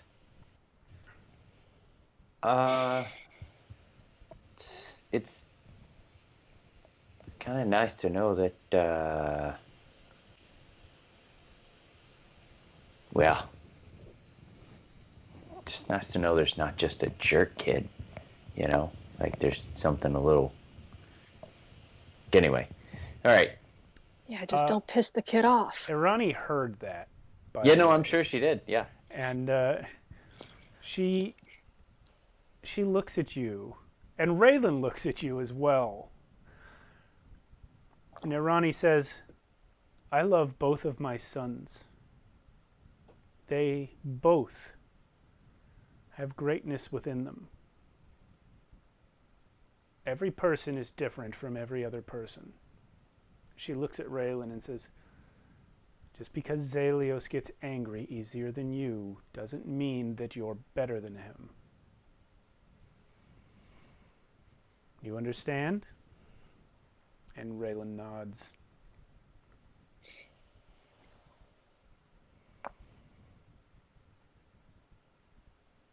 Well, yeah, I mean, I was kid once. Were you the promised one? Nobody told me I was. Yes, well, my sons get told they are every day since they were born. Imagine that. Then I she think goes- I'd hate it. She goes and walks back to the room. Sure. Yeah.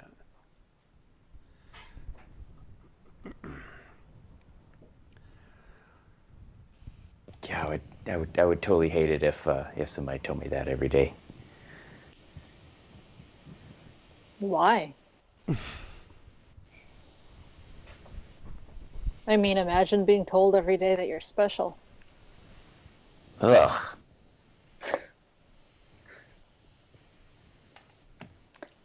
You're special to me, Clay. Yeah, shut up.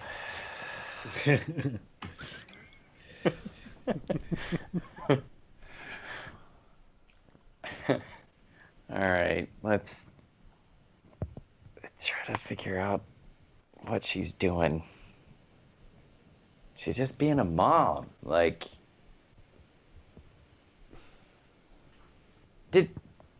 Hester didn't actually tell you what we were looking for, huh? Nope. So you guys are still in the hallway?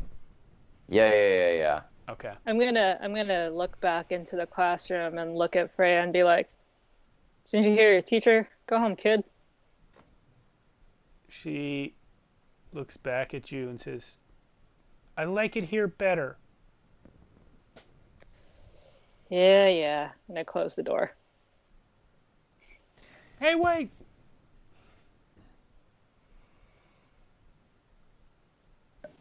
Can't like it that much better. You close the door anyway? Yep. Sure do. Excellent. You just told her to go home and locked her in there. Well, she likes it better in there. It's not Oh, locked. yeah. Yeah, so I'll try to be a little bit quiet while talking about it. But I'm gonna look over at Greg, whatever. Greg, Pointedly, Wrong. Crunk. Crunk. very pointedly, and say, quietly. No noise. you know, maybe No noise. maybe we should just send him into the room just to run protection detail with while we. Smart. He probably won't get it anyway. I think that's a good idea. Greg, check him out. Go take care of them. Go. That's not what I meant. Go. He has his hand on his axe. He's like, Go watch take them. care. Nope. Watch them. Don't. No. Not that. That's not. No. Not yet. Don't worry. We'll find somebody for you to thrash. Just go in there and protect. You know, the boy or whatever. Protect the boy. Okay. Yeah. That's your new mission. Sure. Protect the boy. I know, it'll catch on in a few years.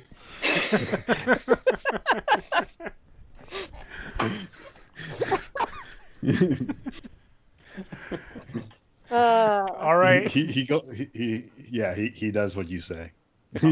All right, so you go in the room, Greg, and you see Arani laying Raylan down on his bed, and he is completely asleep, passed out like a rock. And as you come in, she looks at you and puts a finger to her lips. Close the door. Close the door. Gently.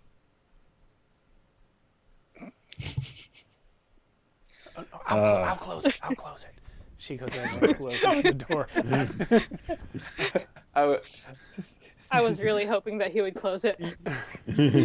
I was almost gonna ask for a strength check. Yeah. Yeah. So, Greg, you are in the room. Raylan is passed out in his bed, and Arani is here closing the door very gently. Before she does, she is going to pop her head out and look at you two, and like. I'm just gonna kind of wave at her. Okay, and then she closes the door. I'll be in a minute. So she will say to you, Greg, if you wake him up, I will beat the crap out of you.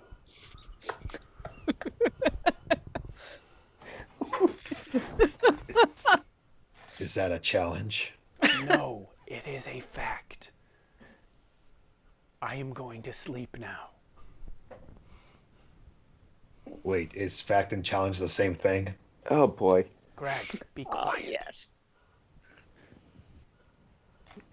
Something tells me we need to hurry up with our conversation here. No. Let this play out. So what are you two up to? So I'll fill Ileana in. So here's the thing. Haster said that they don't trust her, and we're supposed to kind of like see what's going on, see if we can figure out if she's actually I don't know. I mean, she doesn't really seem to care that much for the chain god. So, yeah, right. So, like things like that, we need to kind of keep an eye out for and report back, because Hester thinks that she's the one that's infiltrated. But also we need to not kill her. Which is why we need to get in there, because Greg, he probably can only not kill things for 1 minute. Okay.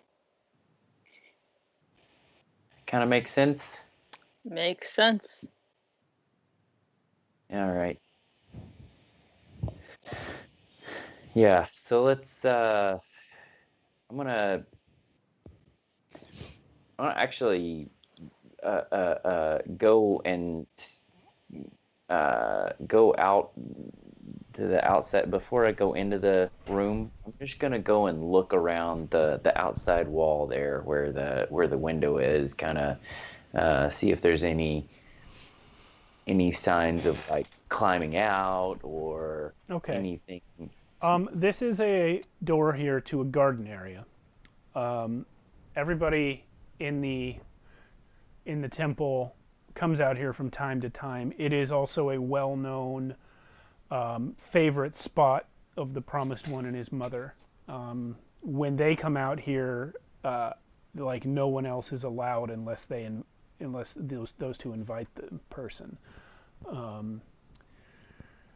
But when they're not here, everyone has the use of it, and yeah, it's just kind of a nice garden area. You remember actually, Clay, before this was here, it was actually Arani who had it built. planted, whatever you do with a garden. Yeah. Okay.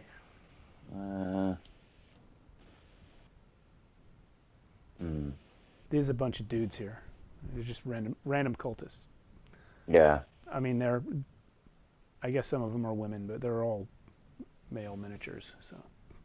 All right, we might have to check this out a little bit more later, but so yeah, we can go in, but it doesn't look like there's any.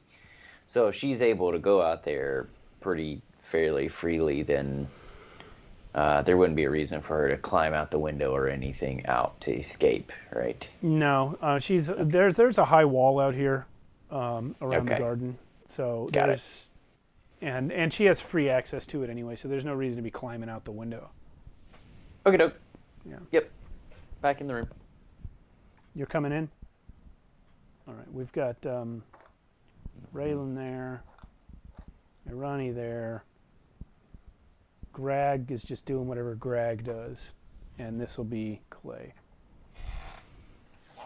I want to go out and kind of like observe the perimeter of that garden. Okay.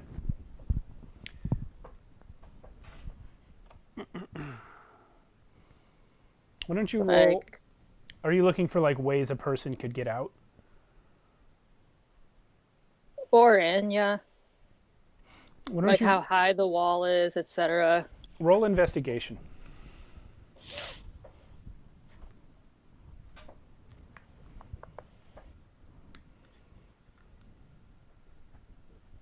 Maybe.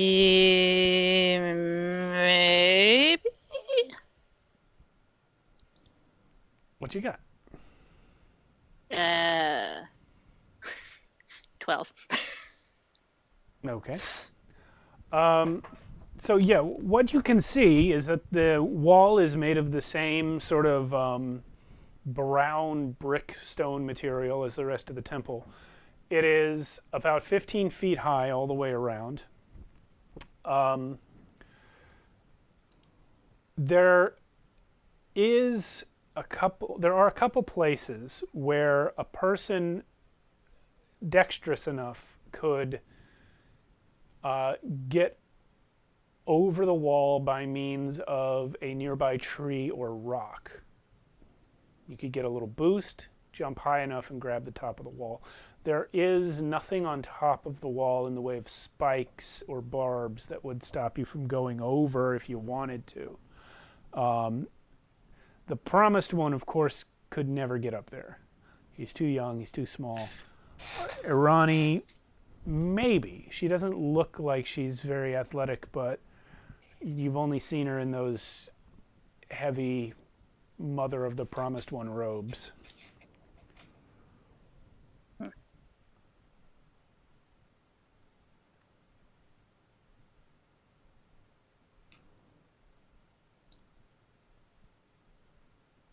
I don't suppose I would know the layout enough to know what lies beyond the wall. Sure, you've been in the temple a couple of years at this point. You do know that on the other side of the wall, it's actually higher. It's about 20 feet to the ground out there. But once you're down, there's really no immediate danger. You are in the middle of the Untamed Steppes, so anyone trying to escape the temple this way would have to contend with ermine, goblins, thunder lizards, trolls, ettins, you name it. But none of those creatures live within spitting distance of the temple, for the most part. So, for reasons. Yeah, for reasons. Theoretically, a person could get out this way.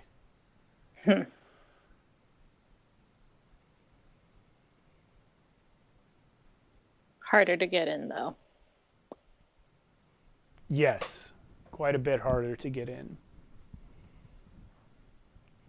Okay.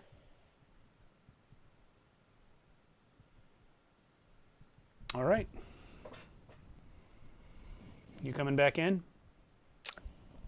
Yeah, but I'm gonna kind of like do the same thing around the temple in general. Okay. So you're just going to go around the inside and the outside both? Yeah, All right. just kind of So do the same kind of check. with that investigation check that you had, I mean, most of this is information you already know anyway, because you've been here a while. There is the front door where you came in. I don't think Over anyone would be coming in the front here- door, though. Over here is another door. There's like a side door there. Okay. And those are basically the only actual doors in and out of the temple. The front door and the little side door there, plus the back door to the garden if you're willing to hop a wall.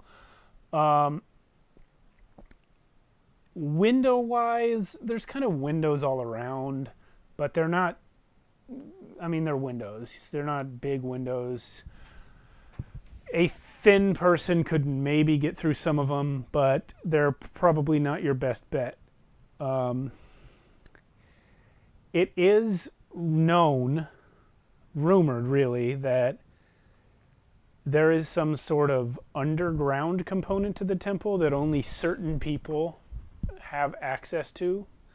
The rank and file cult members have no idea how to reach this place, and you do not discover it on this walk. The one thing that is perhaps another possibility is the giant sanctuary area in the middle of the temple, surrounded by the pillars of Tharizdun and filled with blood stains from this sacrificial altar here, and all of these monstrous creatures frozen under the stone. You believe that a person could also get over a wall here. I don't have a wall here, but there is another wall here about 15 feet high, like the one in the garden. And on the other side of this wall, it's not a farther drop. It's still 15 feet on the outside. But in order to get here, you'd have to be in the sanctuary area where human sacrifices are regularly held and giant Dionysian celebrations of violence and all sorts of debaucheries. So it's kind of the centerpiece of the whole temple, and it would be hard for anyone to get in or out of it without 20 people seeing them. Okay. I head to the kitchen for some bacon. Okay, kitchen's off this way. As you are on your way, you pass by the guard captain who helped you get your new post. He says, "Are you off duty then?" The other two are watching them. You'll take the night shift, I take it. Yep. It is unusual to have only 3 people assigned to guard someone. Okay, but to be fair, no one's made an attempt on their life so far in the 5 years that they've been here? Well, until now, it has been standard procedure to have 2 people on duty at all times. Unless one of you is willing to stay up for 24 hours at a stretch, I just don't see how you can do that. Oh, I bet the non-er would do that. You would leave him in sole charge of the Promised One's mother? Soul charge? No, you said 2 people. So, Greg There's would 3 of never us. sleep, and the other 2 of you would take turns. This is what you're suggesting. No, I'm just saying I bet he would. not suggesting anything. He just seems like that kind of a non-person person. Whatever Haster is playing at, I don't see what I've done to deserve it. He will turn. Maybe you pissed him off. That's what the Promised One's mom said. Maybe you will stain the floor of the sanctuary soon. Meh. And he turns and leaves. But you make it to the kitchen, and there are people in there cooking, and they don't let you take the bacon. What if I ask really nicely and say we're on guard duty Lillian, for the Promised One? Can't leave his side for a minute. you know, food isn't exactly easy to get out here. We can't just give people bacon all the time. You do human sacrifices regularly. Well, if you want some of the man bacon, you can have that. I don't think the boys will know the difference. All right, hold on. She starts cooking some very odd-looking bacon.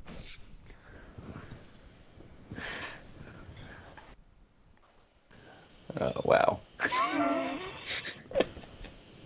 Chaotic evil. Yep. It's done in about 10 minutes. Great. She's slow cooking it. Don't tell anyone I gave you this. It's supposed to be for the Never. Promised One. You got it. All right.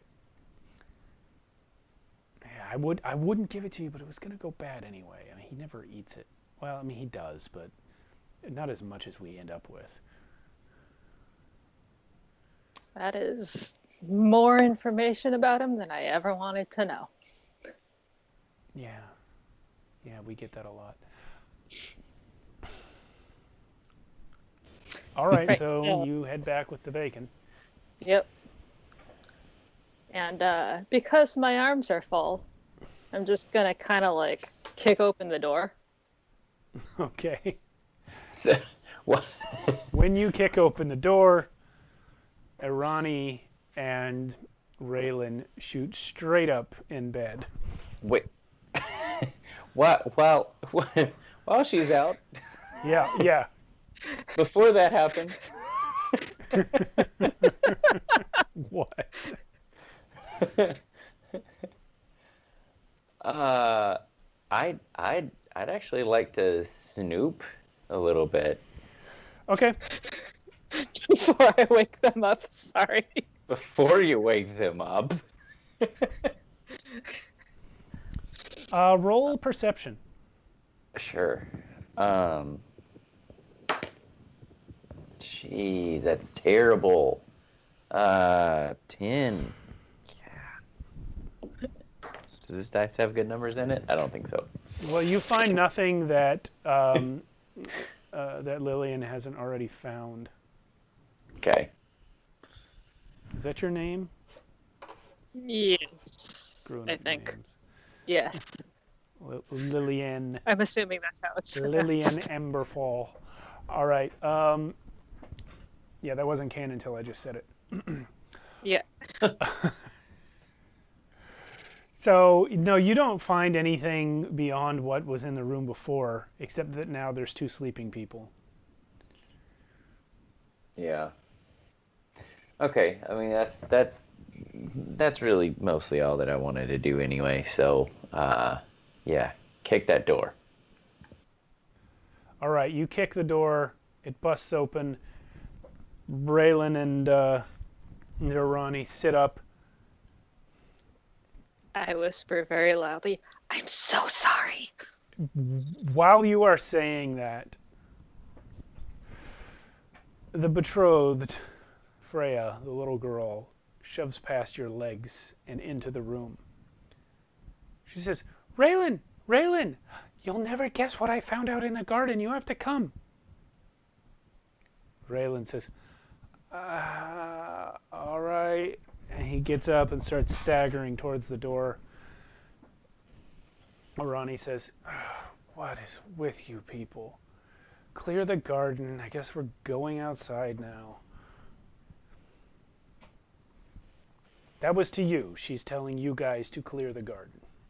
Right? That's what we do. That's what we're here for. All right. I kind of like hold up the bacon as everybody passes, like, bacon? Thank you. Raylan grabs a piece. He goes, "It smells funny again," and walks out. Greg picks up from the floor if he can get there fast enough. Greg, as you go for it, all of a sudden a little hand grabs it. Little hand. Raylan has turned back around. Almost as soon as he threw it, he turned again. And by the time his hand catches the bacon, it is Zalios. And Zalios goes, "I love it when it's like this."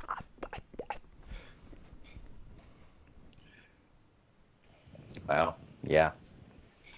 I hand out another piece of bacon to Greg. Greg is still, he eats it, but he looks a little peeved.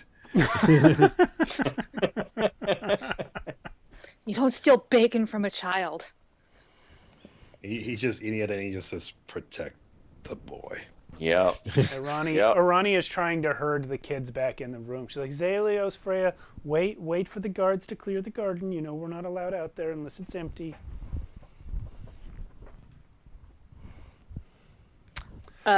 Yes. So, I'm going to step out into the garden, and I'm going to use Minor Illusion again. Okay. There you go.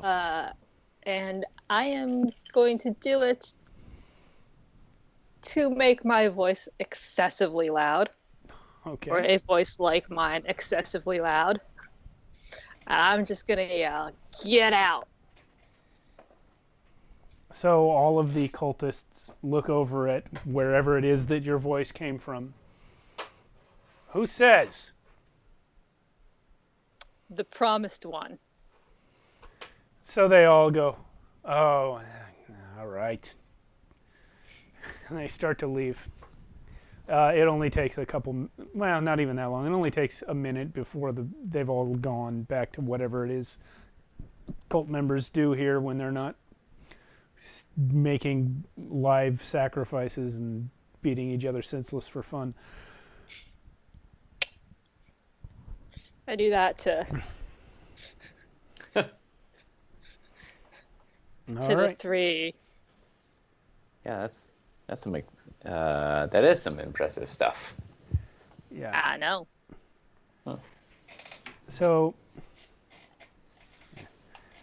Freya and Arani and Zalios come out. And Freya's like, "Zalios, can Raylan hear too?" And Zalios just goes, "Maybe. I wanted to show Raylan too, Zalios. Well, I don't know if he's listening. Raylan's stupid." And Arani will say, "Zalios, it's not a nice thing to say about your brother. You know you love Raylan." Zalios says, but oops, Freya. It's like you have kids. Yeah, almost. Freya is going to lead Zalios towards the back of the yard.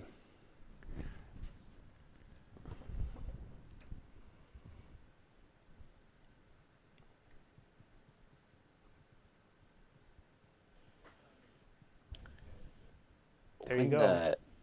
When the guard usually like is with the guard actually stays in the garden with them, right? I mean, yeah. Yeah, okay. All right. I'm gonna make myself a little more uncomfortably close to the children than I should probably. Okay. Irani watches you do this, and she doesn't stop you, but she very clearly sidesteps so that she can see both you and the kids at the same time.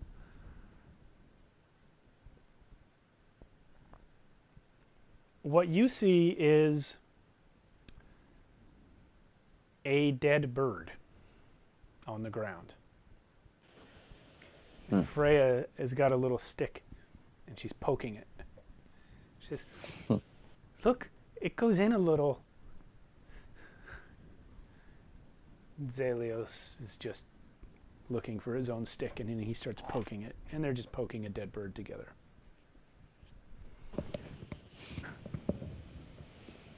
Yeah.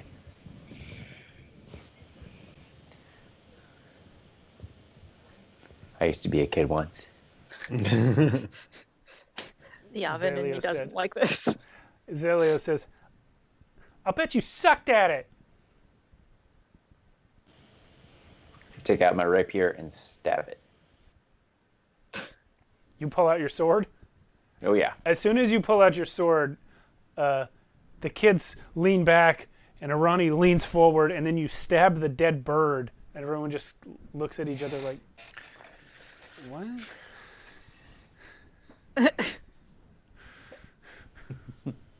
Yep. Guess I am still a kid. And Zelios sees all the stuff coming out of the bird and just goes, "Cool." Right?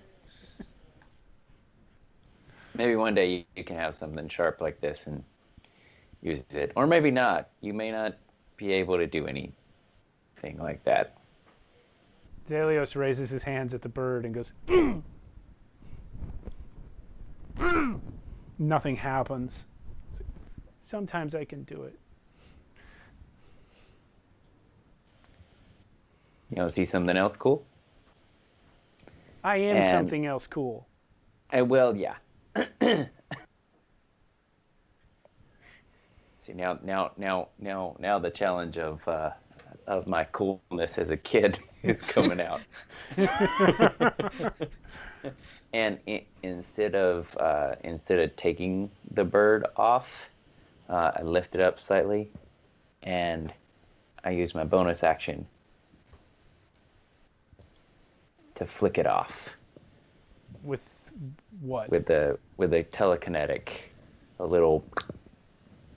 So the bird comes off. Are you going to just knock it right off, or are you going to hold it in the air or something? Yeah, no, I'm just gonna knock it right out. I'd like hold the rapier up a little bit, 45-degree angle, so it gets as much of that 5 feet as it possibly can, and And so while you're doing that, Zelios is still trying to do some sorcery. He's not really getting it. And then all of a sudden the bird flies off the sword blade, and Freya goes, "Zelios, that was cool. Do it again." yeah. At this point, I'm gonna Eldritch Blast that bird. Before it hits the ground, Yep. it just feathers go everywhere. That's right. And Ronnie shakes her head, looks down, and you can hear her muttering, "At least it was already dead this time."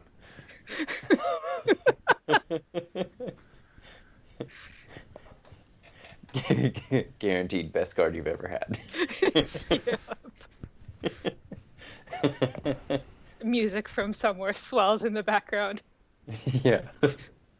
Minor illusion.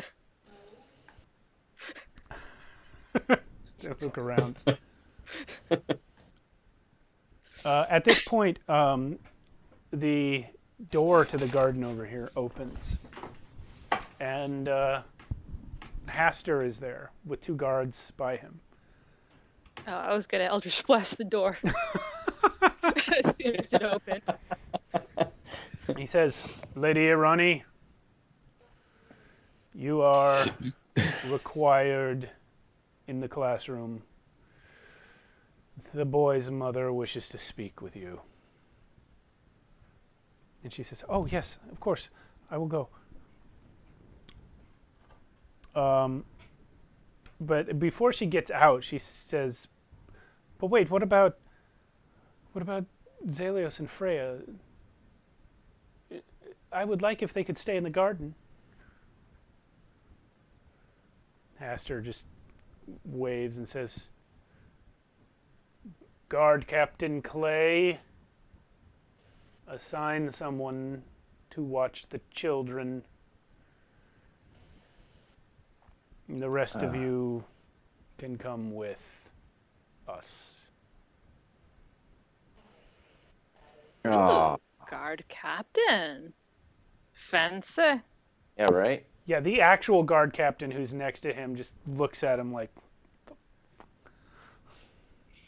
Ooh. I look at the actual guard captain and mouth, told you so. Freya points at you, Clay, and says, I don't like this one. Wait, you don't like which one? You. She's pointing at you, Oh, Clay.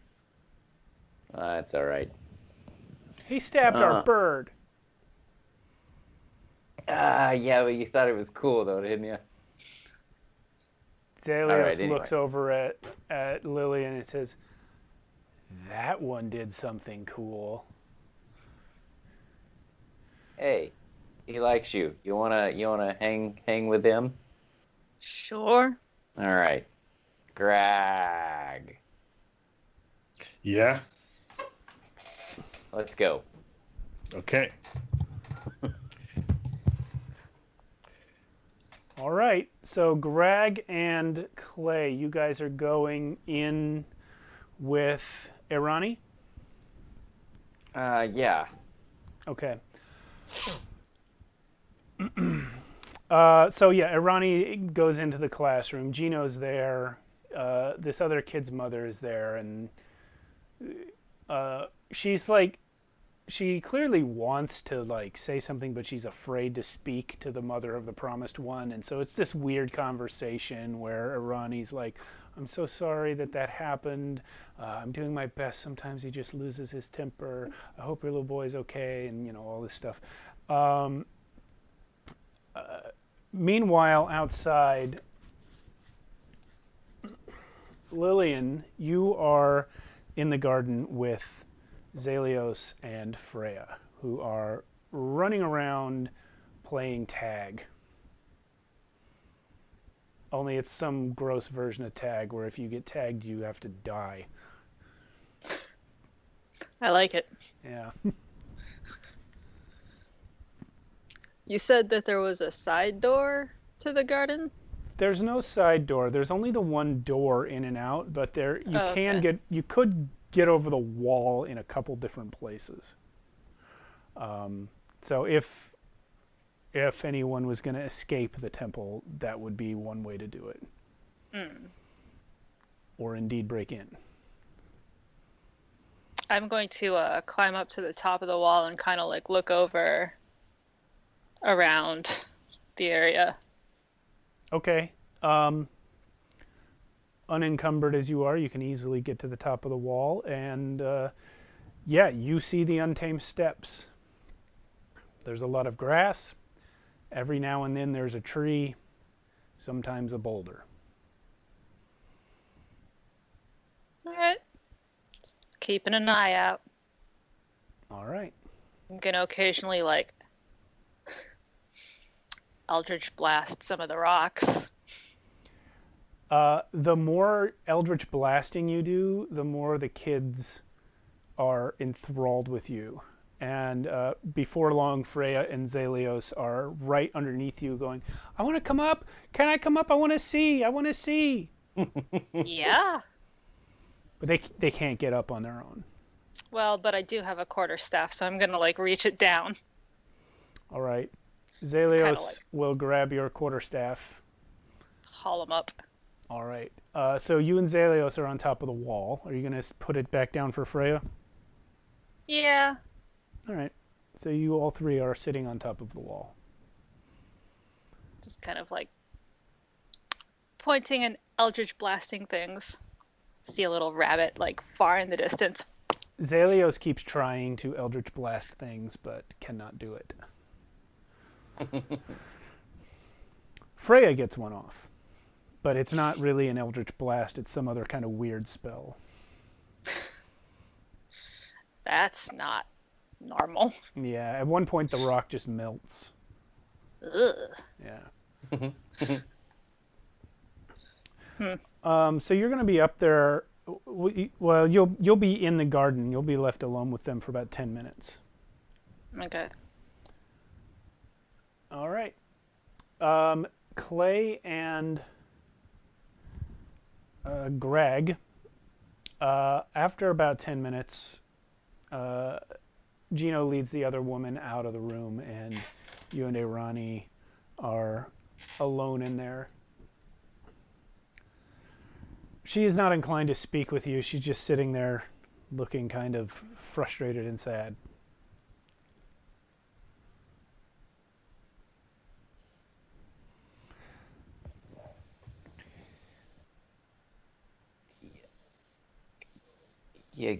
You sounded like you've had to do that before. You live here. You know how he is. Yeah. And don't think for 1 second that I don't know you're all like that. When you have your debaucheries and your celebrations, there's never a one that everybody survives.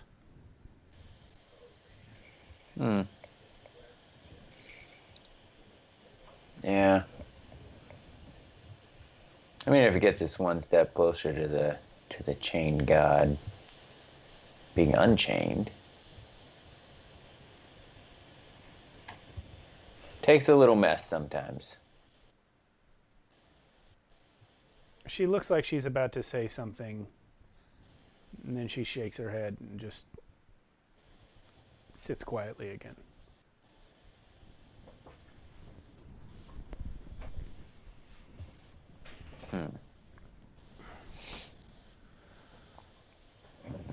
I hope your friend appreciates the trust you put in her.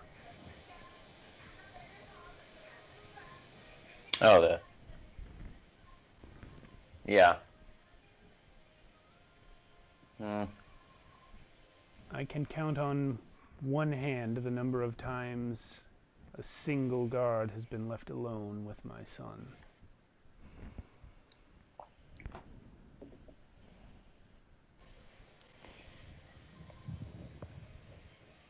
I mean, well, to be fair, it was, could have been. Yes, I think we all appreciate that you did not choose Greg. What? I didn't say that. Greg looks around and says, "Should I go check on him?" Yes, The boy? Greg, you should go check on them. Do not touch them, please. Okay. Yeah. He kind of like opens up the door, but it's like with the the axe, and he just. All right. You go out in the garden. At this point, Lillian, what does Greg see when he comes out in the garden? Yes. Well, Greg sees Freya on top of the wall. And me and Zelios nowhere in sight. Uh-oh. Okay. Greg goes over to the wall and he's like, "Wait. Where's the boy?" Well, unfortunately for Greg, I have commanded Freya to be silent. So she doesn't say anything? She's trying. She She's can't trying. open her mouth. She's pointing. She's pointing pointing? over the wall and crying. Greg kind of jumps up on top of the wall. Okay, give me an athletics looks around. check. Let's see. Oh, wrong one. Athletics. I got 14. Okay, you don't just straight jump 15 feet in the air, but you can get to the top and pull yourself up pretty easily with a 14. Sure. Freya is up there and can't get down. It's too high for her to get down on her own. But you look where she's pointing, and you see Lillian running through the grass, crouched low, like trying to avoid being seen, but because you're so high, you can see her anyway. And she is holding what appears to be Zelios. Greg turns around and yells at Clay. The boy's being taken. Irani is at the door before you, Clay. Haster comes barreling out of his room. Half the people in the temple are suddenly in the hallway, but fortunately you and Irani are the closest to the back door, and you get there and look up and see Greg on top of the wall. What the, where, what, huh? And Greg doesn't say anything else. He just says, "The boy," and he jumps off the wall and starts running towards. Give me a dexterity check. Leia. Give me a dexterity save or an acrobatics check. Let's see. Let's call it acrobatics, actually. Acrobatics. See if you can jump down. Ooh, 16. All right, you land unharmed. And he goes into a rage. So, Lillian, what is your speed? My speed is 30 feet. Walking. Okay. So at a dash, I imagine. 60 feet. For the last 5 minutes.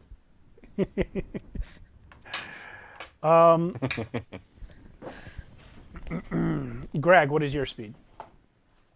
30. Okay. 30 speed walking. I don't know if rage does anything else to my speed. It does It not. doesn't, right?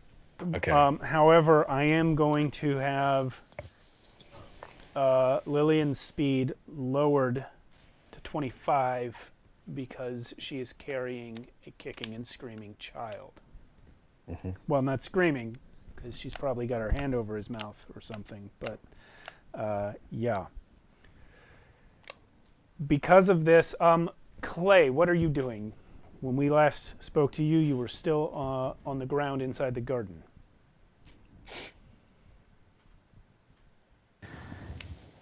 Well, this just probably took away my captainhood.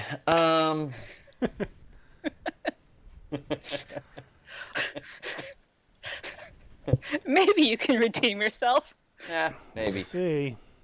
I'll try to get over the wall too. Why not?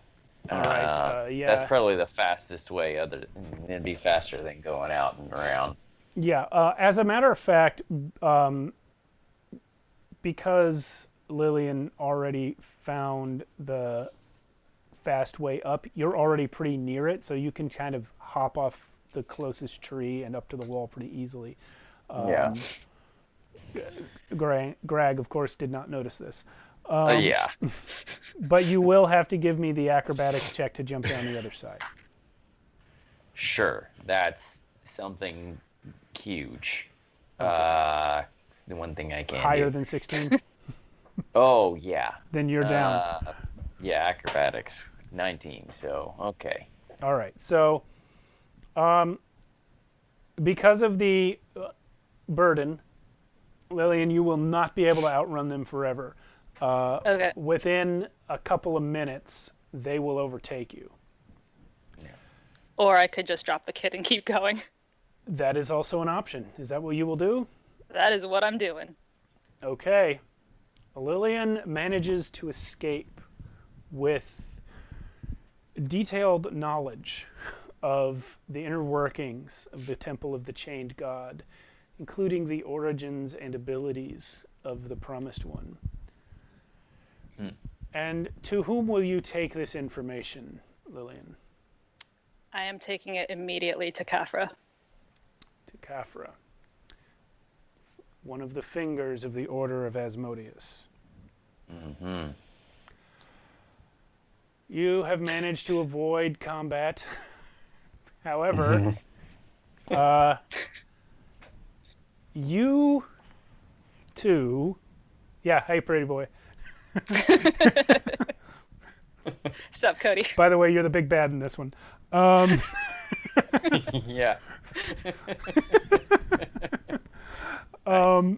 You two come to Zelios on the ground, and when you reach him, he is so angry and so in his emotions, and that his body is physically changing, as though it can't decide whether he needs to be Zelios or Raylan right now. It's just like fluctuating rapidly. The size is changing, the color of his skin and hair is just like, it's like water at the bottom of a glass or something, the way it's rippling around. You reach him there, and he looks up at you,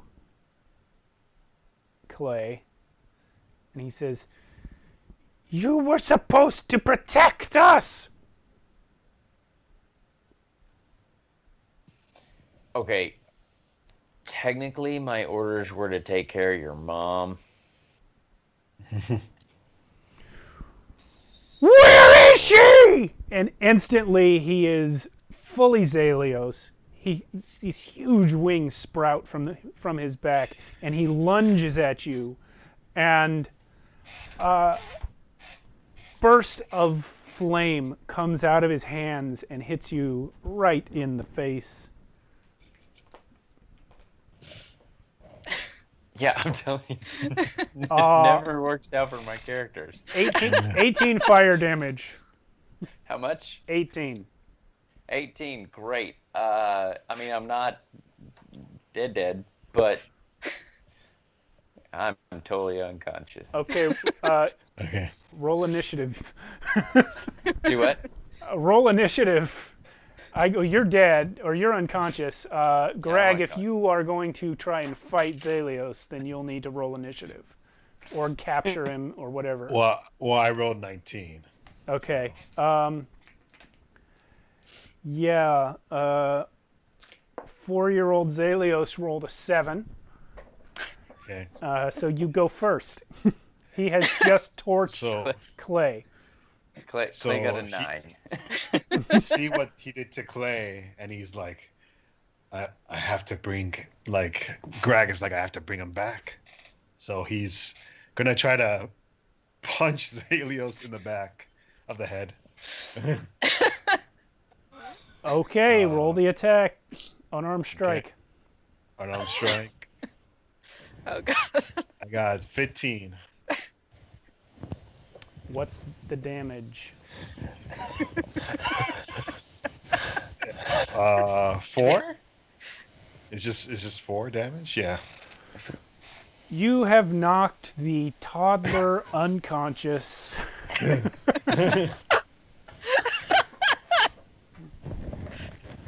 And as you stand there looking down at the smoldering corpse of your friend Clay and the unconscious form of the Promised One, you feel something sharp in your neck. Huh! It is an arrow. You turn to see the guard captain with his longbow 100 yards away.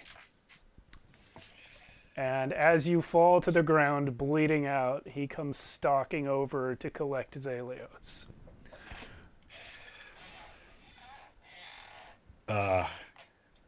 Greg's final words are,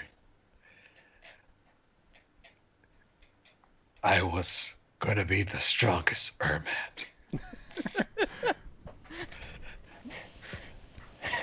And always carry the bags. Yes. The captain stands there looking down at you as he's scooping up the unconscious Promised One, and he says, "No, you weren't." And he leaves. So that is the end of our Temple of the Chained God adventure. Very little combat. It's okay. I We rolled- learned a lot of lore. Yeah. I rolled death saves just for fun. Yeah. And it was 2 successes followed by 3 failures. So I kind of wish you had succeeded just so that they could not let you back in and you starve to death Yeah. on the plains. yeah. Get eaten by a thunder lizard. Yeah. In the hour or 4 that it takes me to wake up, yeah. No, it didn't last that long. Come on, this is a So- one shot. Yeah, this was mostly a lore thing. It was an exploration of Zaylin and Freya's childhood. Also an opportunity to explain how it is that the Order of Asmodeus even knew about Zalios in the first place. So I like that. that's what we were about tonight. We also kind of explained why Abraxiel wasn't in here setting things right from the beginning. Yeah. So there we A go. lot of lore. A lot of lore. A lot of lore in yep. here. Yeah, great And work, a, guys. and a great opportunity for Carolynn to have some real fun. Yeah. Did you guys have any clue that one of you was the plant? No. I mean, out of game maybe, but Yeah, I knew definitely, in game yeah. you didn't know anything. You yeah, don't even know what Greg, bacon is. Greg would never know. The one clue that I had was that Abraxiel wouldn't say the infiltrator was I'm never gonna remember her name. Raylan's mom. No, he didn't Like- mention Raylan's mom. Like he never would have meant her. So again, out of character, I was like, oh, something's a little fishy about that, but I didn't figure that it was. No, I had no idea. Yeah, and if Haster trusted you to comprehend the situation, he might have believed you. But instead, he just assumed you misunderstood the big alien monster. Yeah, so that was it. Thank you, everyone, for watching. We'll be back next week with our regular story. Yeah, that's all. See you then. Thanks for playing. Thanks for watching. Cool.